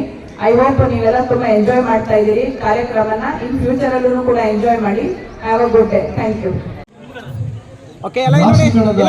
ಪೂಜೆಯ ಮೂಲಕ ಅತ್ಯಂತ ವ್ಯವಸ್ಥಿತವಾಗಿ ಅರ್ಥಗರ್ಭಿತವಾಗಿ ಈ ಒಂದು ಜಾನಪದ ಉತ್ಸವಕ್ಕೆ ಚಾಲನೆಯನ್ನು ನೀಡುತ್ತಿರುವ ಎಲ್ಲ ಮಾನ್ಯ ಗಣ್ಯಮಾನ್ಯರಿಗೂ ಕೂಡ ಹೃತ್ಪೂರ್ವಕವಾದಂತಹ ಧನ್ಯವಾದಗಳನ್ನ ಕಾಲೇಜಿನ ಪರವಾಗಿ. ತಿಂಗಳು ಸ್ಕೂಲಿಗೆ ಹೋಗಿರ್ತಾರೆ, ಇನ್ 2 ತಿಂಗಳು ಆ ಮಕ್ಕಳು ಅವರ ಬಾಲ್ಯವನ್ನ ಸಂತೋಷವಾಗಿ ಅನುಭವಿಸ್ಲಿ ಅಂತ ನಾವು ಅಪ್ಪ ಅಮ್ಮ ಬಿಡ್ತಾ ಇಲ್ಲ. ಆ 2 ತಿಂಗಳು ಮತ್ತೆ ಮಕ್ಕಳಿಗೆ ಇನ್ನೊಂದರ ಸ್ಕೂಲು ಸಮ್ಮರ್ ಕ್ಯಾಂಪ್. ಮತ್ತೆ ಬೆಳಗ್ಗೆಯಿಂದ ಸಂಜೆ ಮಕ್ಕಳು ಆ ಸಮ್ಮರ್ ಕ್ಯಾಂಪ್ ಅಲ್ಲಿ ಬೇರೆ ಬೇರೆ ಚಟುವಟಿಕೆಗಳಲ್ಲಿ ತೊಡಗಬೇಕು. ದಯವಿಟ್ಟು ನಿಮ್ಮ ಮನೆಗಳಲ್ಲಿ ಆ ತರ ಮಕ್ಕಳುಗಳಿದ್ರೆ ಆ ಮಕ್ಕಳುಗಳನ್ನ ಮುಕ್ತವಾಗಿ ಬಿಡಿ, ಅಥವಾ ಹಳ್ಳಿಗಳ ಕಳಿಸಿ ಅವ್ರ ಅಜ್ಜಿ ತಾತನ ಜೊತೆ ಬೆರೆಯೋದಕ್ಕೆ ಬಿಡಿ. ಅಲ್ಲಿ ಖಂಡಿತ ಅವರು ಒಂದಷ್ಟು ಜನಪದ ಮೌಲ್ಯಗಳನ್ನ ತಿಳ್ಕೊಂತಾರೆ ಅಂತ ನಾನು ಭಾವಿಸ್ತೀನಿ. ಮಕ್ಕಳು ಇವತ್ತು ಎಲ್ಲರೂ ತುಂಬಾ ಖುಷಿ ಪಟ್ಟಿದ್ದೀರಾ, ಸಂತೋಷ ಪಟ್ಟಿದ್ದೀರಾ. ನಿಮ್ಮೆಲ್ಲರ ಸಂಭ್ರಮವನ್ನ ನಾವು TV ಸರ್ಕಲ್ ಇಂದ ಇಲ್ಲಿವರೆಗೂ ನೋಡ್ತಾನೆ ಇದ್ದೀವಿ. ಇದಕ್ಕೆ ಮುಖ್ಯ ಕಾರಣ ನಾವು ಮಾತ್ರ ಅಲ್ಲ, ನಮ್ಮ ಶಾಸಕರು, ನಾವು ನಮ್ಮ ಅಧ್ಯಾಪಕರೆಲ್ಲ ಹೋಗಿ ಕೇಳ್ಕೊಂಡ್ವಿ. ಶಾಸಕರು ಹೇಳಿದ್ರು ನಾನು 27ನೇ ತಾರೀಕು ಫ್ರೀ ಇದ್ದೀನಿ, ಖಂಡಿತ ನಿಮ್ಮ ಜೊತೆ 2 ರಿಂದ 2.5 ಗಂಟೆ ನಾನು ಟೈಮ್ನ ನಿಮ್ಮ ಜೊತೆ ಸ್ಪೆಂಡ್ ಮಾಡ್ತೀನಿ, ವಿದ್ಯಾರ್ಥಿಗಳ ಜೊತೆ ಸ್ಪೆಂಡ್ ಮಾಡ್ತೀನಿ ಅಂತ. ಹಾಗೆ ಸರಿಯಾದ ಸಮಯಕ್ಕೆ ಬಂದು ನಮ್ಮ ಕಾರ್ಯಕ್ರಮಕ್ಕೆ ಅದ್ಭುತವಾದಂತಹ ಚಾಲನೆಯನ್ನು ಕೂಡ ಕೊಟ್ಟಿದ್ದಾರೆ. ಅದಕ್ಕಾಗಿ ಅವರಿಗೆ ನಾವು ತುಂಬಾ ಕೃತಜ್ಞತೆಗಳನ್ನ ಹೇಳ್ತೀವಿ. ಜೊತೆಗೆ ನಾನು ಈ ಕಾಲೇಜಿನಲ್ಲಿ ಪ್ರಾಂಶುಪಾಲರಾಗಿ ಅಧಿಕಾರವನ್ನ ತೆಗೆದುಕೊಂಡಾಗಿಂದ ಸರ್ ನಮಗೆ ಎಷ್ಟು ಸಹಾಯ ಮಾಡಿದ್ದಾರೆ ಅಂತ ಹೇಳಿದ್ರೆ ನಾವು ಎಲ್ಲ ವಿದ್ಯಾರ್ಥಿಗಳಿಗೂ ಇದನ್ನ ತಿಳಿಸಿಲ್ಲ. ಈ ವರ್ಷ ನಾವು BSc ಶುರು ಮಾಡಬೇಕು ಅಂತ ಹೇಳಿ ಮಾಡ್ಬಿಟ್ವಿ, ಯಾವುದೇ ಪೂರ್ವ ನಿಯೋಜನೆ ಇಲ್ಲದೇನೆ ಆರಂಭ ಆಗೋಯ್ತು. ಆದರೆ ನಮಗೆ ಅತಿಥಿ ಉಪನ್ಯಾಸಕರ ಒಂದು ತೊಂದರೆ ಇದ್ದಿದ್ದರಿಂದ ನಮಗೆ ಅವ್ರಿಗೆ ಪಾಠ ಮಾಡಿಸೋದಕ್ಕೆ ಆಗ್ತಾ ಇರಲಿಲ್ಲ. ಇಂತಹ ಸಂದರ್ಭದಲ್ಲಿ ನಮ್ಮ BSc ಮಕ್ಕಳುಗಳಿಗೆ ಸ್ವತಃ MLA ಸಾಹೇಬ್ರು ಅವ್ರ ಕೈಯಿಂದ 50,000 ರೂಗಳನ್ನು ಕೊಟ್ಟು ಬೇರೆಯವ್ರ ಹತ್ರ ತರಿಸಿ ಪಾಠ. ಮದರ್ ತೆರೇಸಾ ಗ್ರಾಮೀಣ ಸಂಸ್ಥೆ ವತಿಯಿಂದ ಹಿರಿಯ ನಾಗರಿಕರಿಗೆ ಉಚಿತ ನೇತ್ರ ತಪಾಸಣಾ ಶಿಬಿರ. ಶಂಕರ ಕಣ್ಣಿನ ಆಸ್ಪತ್ರೆ ಶಿವಮೊಗ್ಗ ಇವರ ಸಹಯೋಗದೊಂದಿಗೆ ಗ್ರಾಮ ಪಂಚಾಯಿತಿ ವ್ಯಾಪ್ತಿ ಶಿಬಿರಗಳನ್ನು ಹಮ್ಮಿಕೊಳ್ಳಲಾಗುವುದು. ಮಾರ್ಚ್ 28 ನಾಯಕನಹಟ್ಟಿ ಪಟ್ಟಣದ ಸರ್ಕಾರಿ ಸಮುದಾಯ ಕೇಂದ್ರದಲ್ಲಿ ಶಂಕರ ಕಣ್ಣಿನ ಆಸ್ಪತ್ರೆ ಶಿವಮೊಗ್ಗ, ಮದರ್ ತೆರೇಸಾ ಗ್ರಾಮೀಣ ಸಂಸ್ಥೆ ಹಾಗೂ ಕರವೇ ಕನ್ನಡ ಸೇನೆ, ಚಿತ್ರದುರ್ಗ ಜಿಲ್ಲಾ ಅಂಧತ್ವ ನಿಯಂತ್ರಣ ವತಿಯಿಂದ 60 ವರ್ಷ ಮೇಲ್ಪಟ್ಟ BPL ಪಡಿತರ ಚೀಟಿ ಹೊಂದಿರುವ ಹಿರಿಯ ನಾಗರಿಕರಿಗೆ, ಕಣ್ಣಿನ ಸಮಸ್ಯೆ ಇರುವಂತಹ ಹಿರಿಯ ನಾಗರಿಕರಿಗೆ ಅನುಕೂಲವಾಗಲೆಂದು ಮುಂದಿನ ದಿನಗಳಲ್ಲಿ ಗ್ರಾಮ ಪಂಚಾಯಿತಿ ವ್ಯಾಪ್ತಿ ಉಚಿತ ನೇತ್ರ ತಪಾಸಣಾ ಮತ್ತು ಶಸ್ತ್ರಚಿಕಿತ್ಸೆ ಶಿಬಿರ ಹಮ್ಮಿಕೊಳ್ಳಲಾಗುವುದು ಎಂದು ಮದರ್ ತೆರೇಸಾ ಗ್ರಾಮೀಣ ಸಂಸ್ಥೆ ಕಾರ್ಯದರ್ಶಿ ಶಿವಮೂರ್ತಿ ತಿಳಿಸಿದರು. ಮದರ್ ತೆರೇಸಾ ಗ್ರಾಮೀಣ ಸಂಸ್ಥೆ ಸತತ 5 ವರ್ಷಗಳಿಂದ ಶಂಕರ ಕಣ್ಣಿನ ಆಸ್ಪತ್ರೆ ಶಿವಮೊಗ್ಗ ಇವರ ಸಹಯೋಗದೊಂದಿಗೆ ಹಿರಿಯ ನಾಗರಿಕರಿಗೆ ಕಣ್ಣಿನ ಸ್ವಾಸ್ಥ್ಯಕ್ಕಾಗಿ ಕಣ್ಣಿನ ಪೊರೆ ಶಸ್ತ್ರಚಿಕಿತ್ಸೆ ವಿಶೇಷ ಅಭಿಯಾನ ಯೋಜನೆಯನ್ನು ಮದರ್ ತೆರೇಸಾ ಗ್ರಾಮೀಣ ಸಂಸ್ಥೆ ಹಾಗೂ ಕರವೇ ಕನ್ನಡ ಸೇನೆ ವತಿಯಿಂದ ನಾಯಕನಹಟ್ಟಿ ಹೋಬಳಿಯ ಕೇಂದ್ರ ಬಿಂದುವಾಗಿರುವ ಸರ್ಕಾರಿ ಸಮುದಾಯ ಆಸ್ಪತ್ರೆ ಆವರಣದಲ್ಲಿ ಹಿರಿಯ ನಾಗರಿಕರಿಗೆ ಉಚಿತ ನೇತ್ರ ತಪಾಸಣಾ ಶಿಬಿರ ಮತ್ತು ಶಸ್ತ್ರಚಿಕಿತ್ಸೆ ಶಿಬಿರವನ್ನು ಯಶಸ್ವಿಯಾಗಿ ಬಂದಿದೆ. ಇನ್ನು ಹೆಚ್ಚಿನ ಸಂಖ್ಯೆಯಲ್ಲಿ ಭಾಗವಹಿಸಿ ಉಚಿತ ಶಿಬಿರಗಳನ್ನು ಸದುಪಯೋಗ ಪಡೆದುಕೊಳ್ಳಬೇಕು ಎಂದು ಕರವೇ ಕನ್ನಡ ಸೇನೆ ತಾಲೂಕು ಅಧ್ಯಕ್ಷ ಜಾಗನೂರಹಟ್ಟಿ ಮುತ್ತಣ್ಣ ಹೇಳಿದರು. ಈ ಶಿಬಿರವು ಬೆಳಗ್ಗೆ 9 ಗಂಟೆಯಿಂದ ಮಧ್ಯಾಹ್ನ 2ರವರೆಗೆ ನಡೆಯಲಿದ್ದು, ಈ ಉಚಿತ ತಪಾಸಣಾ ಶಿಬಿರದಲ್ಲಿ ಭಾಗವಹಿಸಿ ಹಿರಿಯ ನಾಗರಿಕರು ಸದುಪಯೋಗ ಪಡೆದುಕೊಳ್ಳಬೇಕು. ಶಿಬಿರಕ್ಕೆ ಬರುವಾಗ ಮೊಬೈಲ್ ನಂಬರ್, 2 ಫೋಟೋ ಜೊತೆಗೆ ಹಿರಿಯ ನಾಗರಿಕರ ಗುರುತಿನ ಚೀಟಿ, ಪಾನ್ ಕಾರ್ಡ್, ಆಧಾರ್ ಕಾರ್ಡ್, ಚುನಾವಣಾ ಗುರುತಿನ ಚೀಟಿ, BPL ಪಡಿತರ ಚೀಟಿ, ಹಿರಿಯ ನಾಗರಿಕರ ಜೊತೆ ಮನೆಯ ಸದಸ್ಯರು ಒಬ್ಬರು ಬರತಕ್ಕದ್ದು. ಮುಂದಿನ ದಿನಗಳಲ್ಲಿ ಗ್ರಾಮ ಪಂಚಾಯಿತಿ ವ್ಯಾಪ್ತಿ ಶಿಬಿರವನ್ನು ಹಮ್ಮಿಕೊಳ್ಳಲಾಗುವುದು. ಎಲ್ಲ ನಾಗರಿಕರು ಈ ಶಿಬಿರದಲ್ಲಿ ಭಾಗವಹಿಸಿ ಸದುಪಯೋಗ ಪಡೆದುಕೊಳ್ಳಬೇಕು ಎಂದು ಕರವೇ ಕನ್ನಡ ಸೇನೆ ಹೋಬಳಿ ಅಧ್ಯಕ್ಷ ಜೋಗಿಹಟ್ಟಿ KG ಮಂಜುನಾಥ್ ತಿಳಿಸಿದರು. ಇದೇ ಸಂದರ್ಭದಲ್ಲಿ ಮದರ್ ತೆರೇಸಾ ಗ್ರಾಮೀಣ ಸಂಸ್ಥೆ ಅಧ್ಯಕ್ಷ ನಾಗರಾಜ, ಕರವೇ ಕನ್ನಡ ಸೇನೆ ನಗರ ಘಟಕ ಅಧ್ಯಕ್ಷ ತಿಪ್ಪೇಸ್ವಾಮಿ, ಉಪಾಧ್ಯಕ್ಷ KP ನಾಗರಾಜ್, ಯುವ ಕಾರ್ಯದರ್ಶಿ ಪ್ರೇಮ್ ಕುಮಾರ್, ಸದಸ್ಯರಾದ ರಮೇಶ್ ಪಾಲಯ್ಯ, ಮದರ್ ತೆರೇಸಾ ಸಂಸ್ಥೆಯ ಸದಸ್ಯರಾದ ಸುಲೋಚನಾ ತಳುಕು, N ಉದಯ್ ಕಿರಣ್, ಶಂಕರ್ ಕಣ್ಣಿನ ಆಸ್ಪತ್ರೆಯ ಸಿಬ್ಬಂದಿಗಳಾದ ತ್ಯಾಗರಾಜ್, ರವಿ, ವೇಣು, ಸೌಂದರ್ಯ, ಸ್ನೇಹ, ರಕ್ಷಿತಾ, ರಾಧಿಕಾ, ನಾಯಕನಹಟ್ಟಿ ಸರ್ಕಾರಿ ಸಮುದಾಯದ ಆರೋಗ್ಯ ಕೇಂದ್ರದ ಸಿಬ್ಬಂದಿಗಳಾದ GM ಮಂಜಣ್ಣ, ಜ್ಞಾನಾವತಿ, MR ತಿಪ್ಪೇಸ್ವಾಮಿ ಸೇರಿದಂತೆ ಸಾರ್ವಜನಿಕರು ಇದ್ದರು. ವರದಿ ಹರೀಶ್, ನಾಯಕನಹಟ್ಟಿ. ಮಂಡ್ಯ ನಗರಸಭೆ 2.88 ಕೋಟಿ ಉಳಿತಾಯ ಬಜೆಟ್ ಮಂಡನೆ.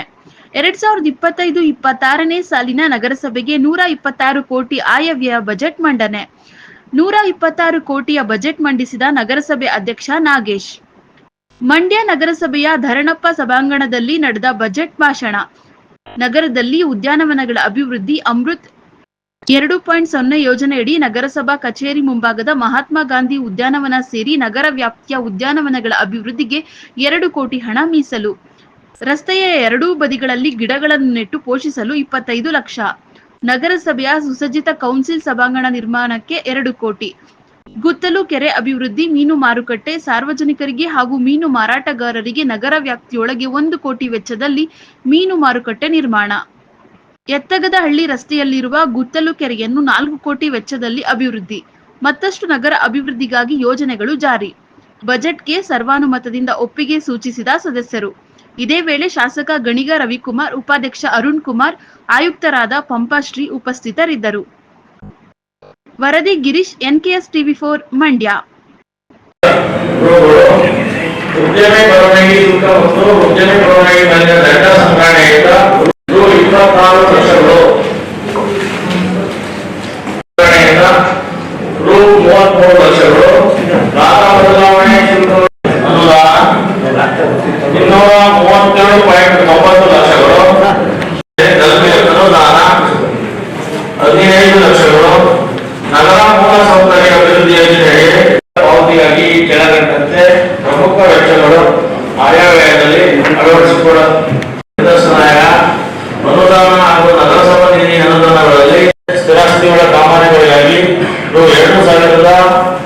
ಲಕ್ಷ ರೂಪಾಯಿಗಳನ್ನು ಕಾಯ್ದಿರಿಸಲಾಗಿದೆ. ಸಾಂಸ್ಕೃತಿಕ ಕಾರ್ಯಕ್ರಮಗಳು, ಕ್ರೀಡೆ ಇತರೆ ಇದರಲ್ಲಿ ಈಗಾಗಲೇ ಹಿಂದೆ ಬೆಂಗಳೂರು ಮೈಸೂರು ರಸ್ತೆಯಲ್ಲಿ ನಿರುಪಯುಕ್ತ ವಸ್ತುಗಳಾದಂಥ ಪೈಪ್ ಲೈನನ್ನ ಹಿಂದೆ ಅದನ್ನ ತೆಗೆದುಕೊಂಡು ಅನುಪಯುಕ್ತಗಳು ಹರಾಜು ಮಾಡಿ ಅದನ್ನ ನಗರಸಭೆಗೆ ಮಾಡ್ತಾರೆ ಅಂತೇಳಿ ನಾವು ಆಲ್ರೆಡಿ ಮುಂದೆ ಏನ್ ಮಾಡಿದ್ದು. ಅದ್ರ ಬಗ್ಗೆ ಅಧಿಕಾರಿಗಳು ಯಾವುದೇ ಆಸಕ್ತಿ ವಹಿಸಿಲ್ಲ. ಅಲ್ಲೇ 1 ವರ್ಷ ಆಯಿತು, 1.5 ವರ್ಷ ಆಗಿದೆ. ಇದ್ರ ಬಗ್ಗೆ ಏನ್ ಕ್ರಮ ಕೈಗೊಂಡಿದ್ರಿ? ಈ ಪ್ರಸ್ತುತ ಸಾಲಿನಲ್ಲಿ ಅದನ್ನ ಹರಾಜಿಗೆ ಮಾಡಬೇಕು ಅಂತ ಹೇಳಿ ನಾವು ತಗೊಂಡಿದ್ದೇವೆ. ಇದನ್ನ ಅಧಿಕಾರಿಗಳು ಏನ್ ಮಾಡ್ತಿದ್ದಾರೆ? ಅವರು ಕಾಳಜಿ ಇದೆಯಾ, ಆಸಕ್ತಿ ಇದೆಯಾ? ನಮ್ಮ ಕೋರ್ಟ್ಗೆ ಹೋಗಿಲ್ಲ. ಇದನ್ನ ನಾನು ಕೂಡ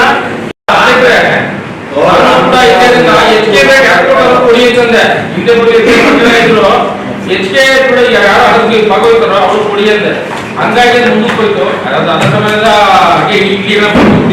ಉಳಿಕೆದಲ್ಲ ದಯಮಾಡಿ ಹಾಕಿ ನಗರಸಭೆ ದಯಮಾಡಿ, ಯಾಕಂದ್ರೆ ಅದನ್ನು ಸೇರಿಸ್ಕೊಂಡ್ರೆ ನಮ್ಗೆ ಆದಾಯ ಇನ್ಕ್ಲೂಡಿಂಗ್ ಮಾಡ್ಕೋಬೇಕು ಅದನ್ನು ಅಂತ ನಾವೇನು ಬೇಡ ಅಂತ ಹೇಳ್ತಾ ಇಲ್ಲ. ನಮ್ಮ ಎಲ್ಲ ಹಿರಿಯ ಸದಸ್ಯರುಗಳು ಒಳಗಂತೆ ಇದನ್ನು ಸೇರಿಸ್ಕೊಂಡು ನಾವು ಮುಂದಿನ ಅಷ್ಟು ಮೀಟರ್ ಪೈಪು ಅಲ್ಲಿ ಇರ್ಬೇಕು. ಈಗ ನಮ್ಗೆ ಕಾವೇರಿ ಅಂತದ್ದು ಏನ್ ತಂದಿದ್ದಾರೆ ಅಷ್ಟು ಮೀಟರ್ ಪೈಪು ಲೆಕ್ಕ ಕೊಡ್ಬೇಕು. ಎಷ್ಟೋ ಕೋಟಿ ಲೆಕ್ಕ ಕೊಡೋದಲ್ಲ, ಅದು ನಿಮ್ ಜವಾಬ್ದಾರಿ, ನಿಮ್ಮ ಹೊಣೆಗಾರಿಕೆ ಆಗ್ಬೋದಾ? ದಯಮಾಡಿ ಅದನ್ನ 15-20 ದಿವಸದಲ್ಲಿ ಸಂಬಂಧಪಟ್ಟ ಅಧಿಕಾರಿಗಳನ್ನ ಕರೆಸಿ ನಮಗೆ ರೆವಿನ್ಯೂ ಕೊಡಬೇಕು. ನಗರಸಭೆಗೆ ರೆವಿನ್ಯೂ ಕೊಡೋದು ಅಂದ್ರೆ ನಾವೆಲ್ಲ ಡೆವಲಪ್ಮೆಂಟ್ ಮಾಡೋಕ್ಕಾಗಲ್ಲ. ದಯಮಾಡಿ ನಮ್ಮ ಮನಸ್ಸಿಗೆ ಅಭಿಪ್ರಾಯ ಇದರಲ್ಲಿ ಅವರು ರೆವಿನ್ಯೂ ಪ್ರಕಾರ 2 ಲಕ್ಷ ಟನ್ ಇದೆ ಅಂತ ಹೇಳಿ ಅಂದಾಜಿಸಲಾಗಿದೆ.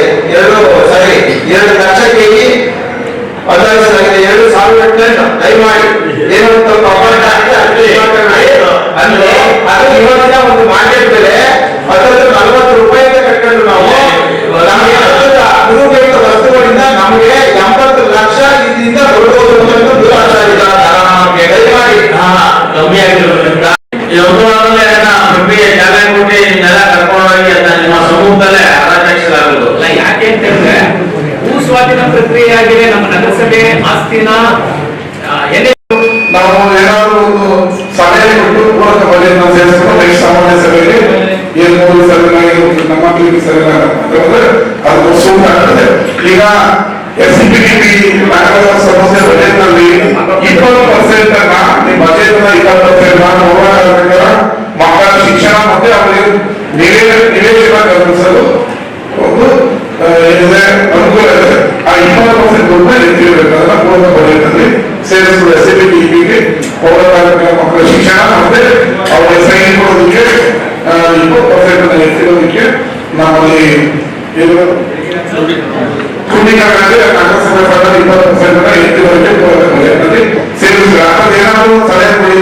ನೀವು ಸಾಮಾನ್ಯ ಸಲಹೆ ಮಾಡೋದಕ್ಕೆ ಮಾತಾಡೋದು ತೊಂದರೆ ಆಗ್ತದೆ. ಬಜೆಟ್ ಮಾಡಬಹುದು. ಈಗ ನೀವು ಬೀದಿ ಮೇಲೆ ನನ್ನ ವಾರ್ಡ್ಗೆ ಬರುತ್ತೆ. ಅದು ನನ್ಗೆ ಗೊತ್ತಿಲ್ಲದೆ ಸೇರಿಸಿದ್ರೆ ನನ್ಗೆ ಗೊತ್ತಿಲ್ಲ. ಒಂದು ಜನ ಅವೆಲ್ಲ ಈಗ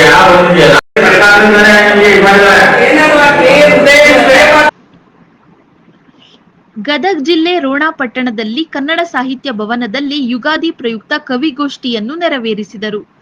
ಕನ್ನಡ ಸಾಹಿತ್ಯ ಪರಿಷತ್ ರೋಣದಲ್ಲಿ ಯುಗಾದಿ ಹಬ್ಬದ ಪ್ರಯುಕ್ತ ಕವಿಗೋಷ್ಠಿಯನ್ನು ಏರ್ಪಡಿಸಲಾಗಿತ್ತು. ಅಧ್ಯಕ್ಷತೆಯನ್ನು ಶ್ರೀ ರಮಾಕಾಂತ್ ಕಮತಗಿ ವಹಿಸಿದ್ದರು. ಸಾಹಿತಿಗಳಾದ ಶ್ರೀ ವಿ.ಕೆ. ಪಾಟೀಲ್ ಅವರು ಭಾರತೀಯ ಸನಾತನ ಧರ್ಮದ ಸಂಸ್ಕೃತಿ ಸಂಸ್ಕಾರವನ್ನು ಧಾರ್ಮಿಕ ಆಚರಣೆಗಳಲ್ಲಿ ಕಾಣುತ್ತೇವೆ. ಸಾಹಿತ್ಯದ ಮೂಲಕ ಜನಮಾನಸದಲ್ಲಿ ಎಲ್ಲವನ್ನೂ ಬಿಂಬಿಸುವ ಕೆಲಸ ಮಾಡಬೇಕು ಎಂದರು. ಕವನ ವಾಚನ ಮಾಡಿದ ಸಾಹಿತಿಗಳಾದ ಶ್ರೀ ಎಸ್.ಎಸ್. ತಾವರಮಠ, ಸೌಭಾಗ್ಯ ಆರೇರ, ಶ್ರೀ ಮಹದೇವಪ್ಪ ಬೇವಿನಕಟ್ಟಿ, ಶ್ರೀಮತಿ ನಂದಾ ಸಂ ಮೆಣಸಗಿ, ಶ್ರೀ ಶಿವಾನಂದ ಗೋಗೇರಿ, ಕು ದೀಪಾ ಹಿರೇಮಠ, ಶ್ರೀ ಮಂಜುನಾಥ್ ಪಾಟೀಲ್, ಶ್ರೀಮತಿ ವಿರುಪಮ್ಮ ಸಿ ಹಿರೇಮಠ, ಶ್ರೀಮತಿ ತ್ರಿವೇಣಿ ಪಾಗಾದ, ಶ್ರೀಮತಿ ಶಕುಂತಲಾ ಬಗಲಿ ಮುಂತಾದವರನ್ನು ಸನ್ಮಾನಿಸಲಾಯಿತು.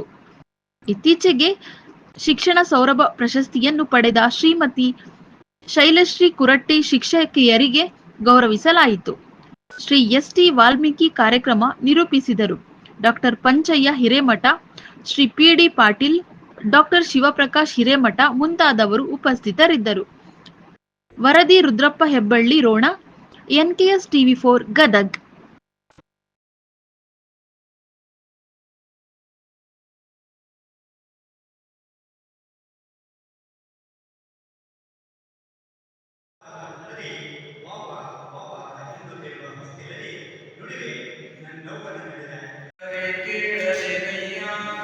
ನಾನು ನಿನ್ನ ಸುತ್ತಲಿನ ಪರಿಸರವಯ್ಯ, ನೆಲ ಜಲ ಖಗಮೃಗ ಗಿಡ ಮರವಯ್ಯ, ಸುಸ್ಥಿರ ಜೀವನಕ್ಕೆ ಬೇಕೇ ಬೇಕಯ್ಯ, ಇಲ್ಲದಿರೇ ನಿನ್ನ ಜೀವ ಅಸ್ಥಿರವಯ್ಯ, ಇಲ್ಲದಿರೇ ನಿನ್ನ ಜೀವ ಅಸ್ಥಿರವಯ್ಯ, ಸುಸ್ತಾಗಿಸಿದು ನೀನು ಬೀಳುವೆಯ್ಯ, ಓ ಮನುಜನನ್ನ ಕರೆ ಕೇಳದೇನಯ್ಯ, ನಾನು ನಿನ್ನ ಸುತ್ತಲಿನ ಪರಿಸರವಯ್ಯ, ಕಾಡುಗಳೇ ಪರಿಸರದ ಕೊಂಬುಗಳಯ್ಯ, ಕಾಡುಗಳೇ ಪರಿಸರದ ಕೊಂಬುಗಳಯ್ಯ, ನಿನ ಜೀವಕ್ಕೆ ಉಸಿರನ್ನು ತುಂಬುವವಯ್ಯ, ನಿನ ಜೀವಕ್ಕೆ ಉಸಿರನ್ನು ತುಂಬುವವಯ್ಯ, ಒಪ್ಪಿದ ಜನ ಕೊಂಬುಗಳನ್ನು ಕಡಿವರೆ ಕೈಯ, ಒಪ್ಪಿದ ಜನ ಕೊಂಬುಗಳನ್ನು ಕಡಿವರೆ ಕೈಯ, ಕೊಂಬು ಕಡಿ ನಿಮ್ಮ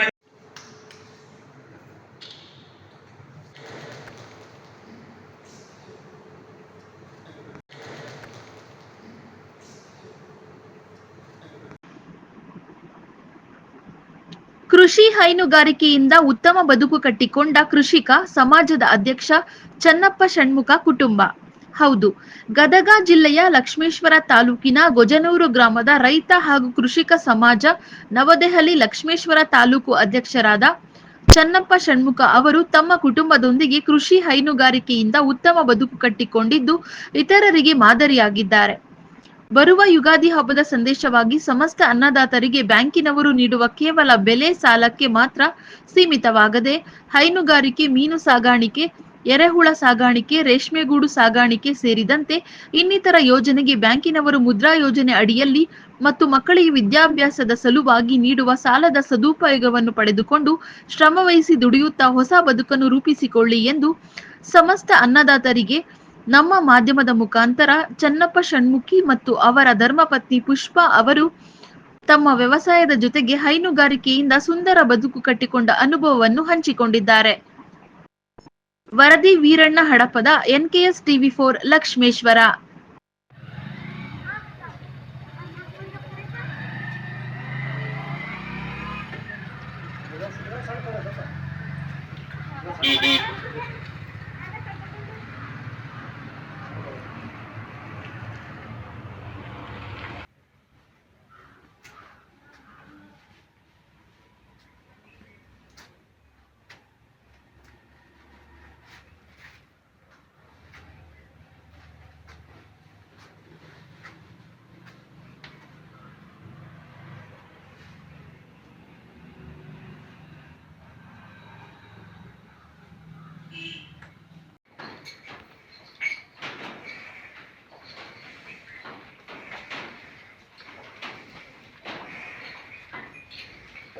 ಸಡನ್ ನಿರ್ಮಾಣ ಮಾಡಿ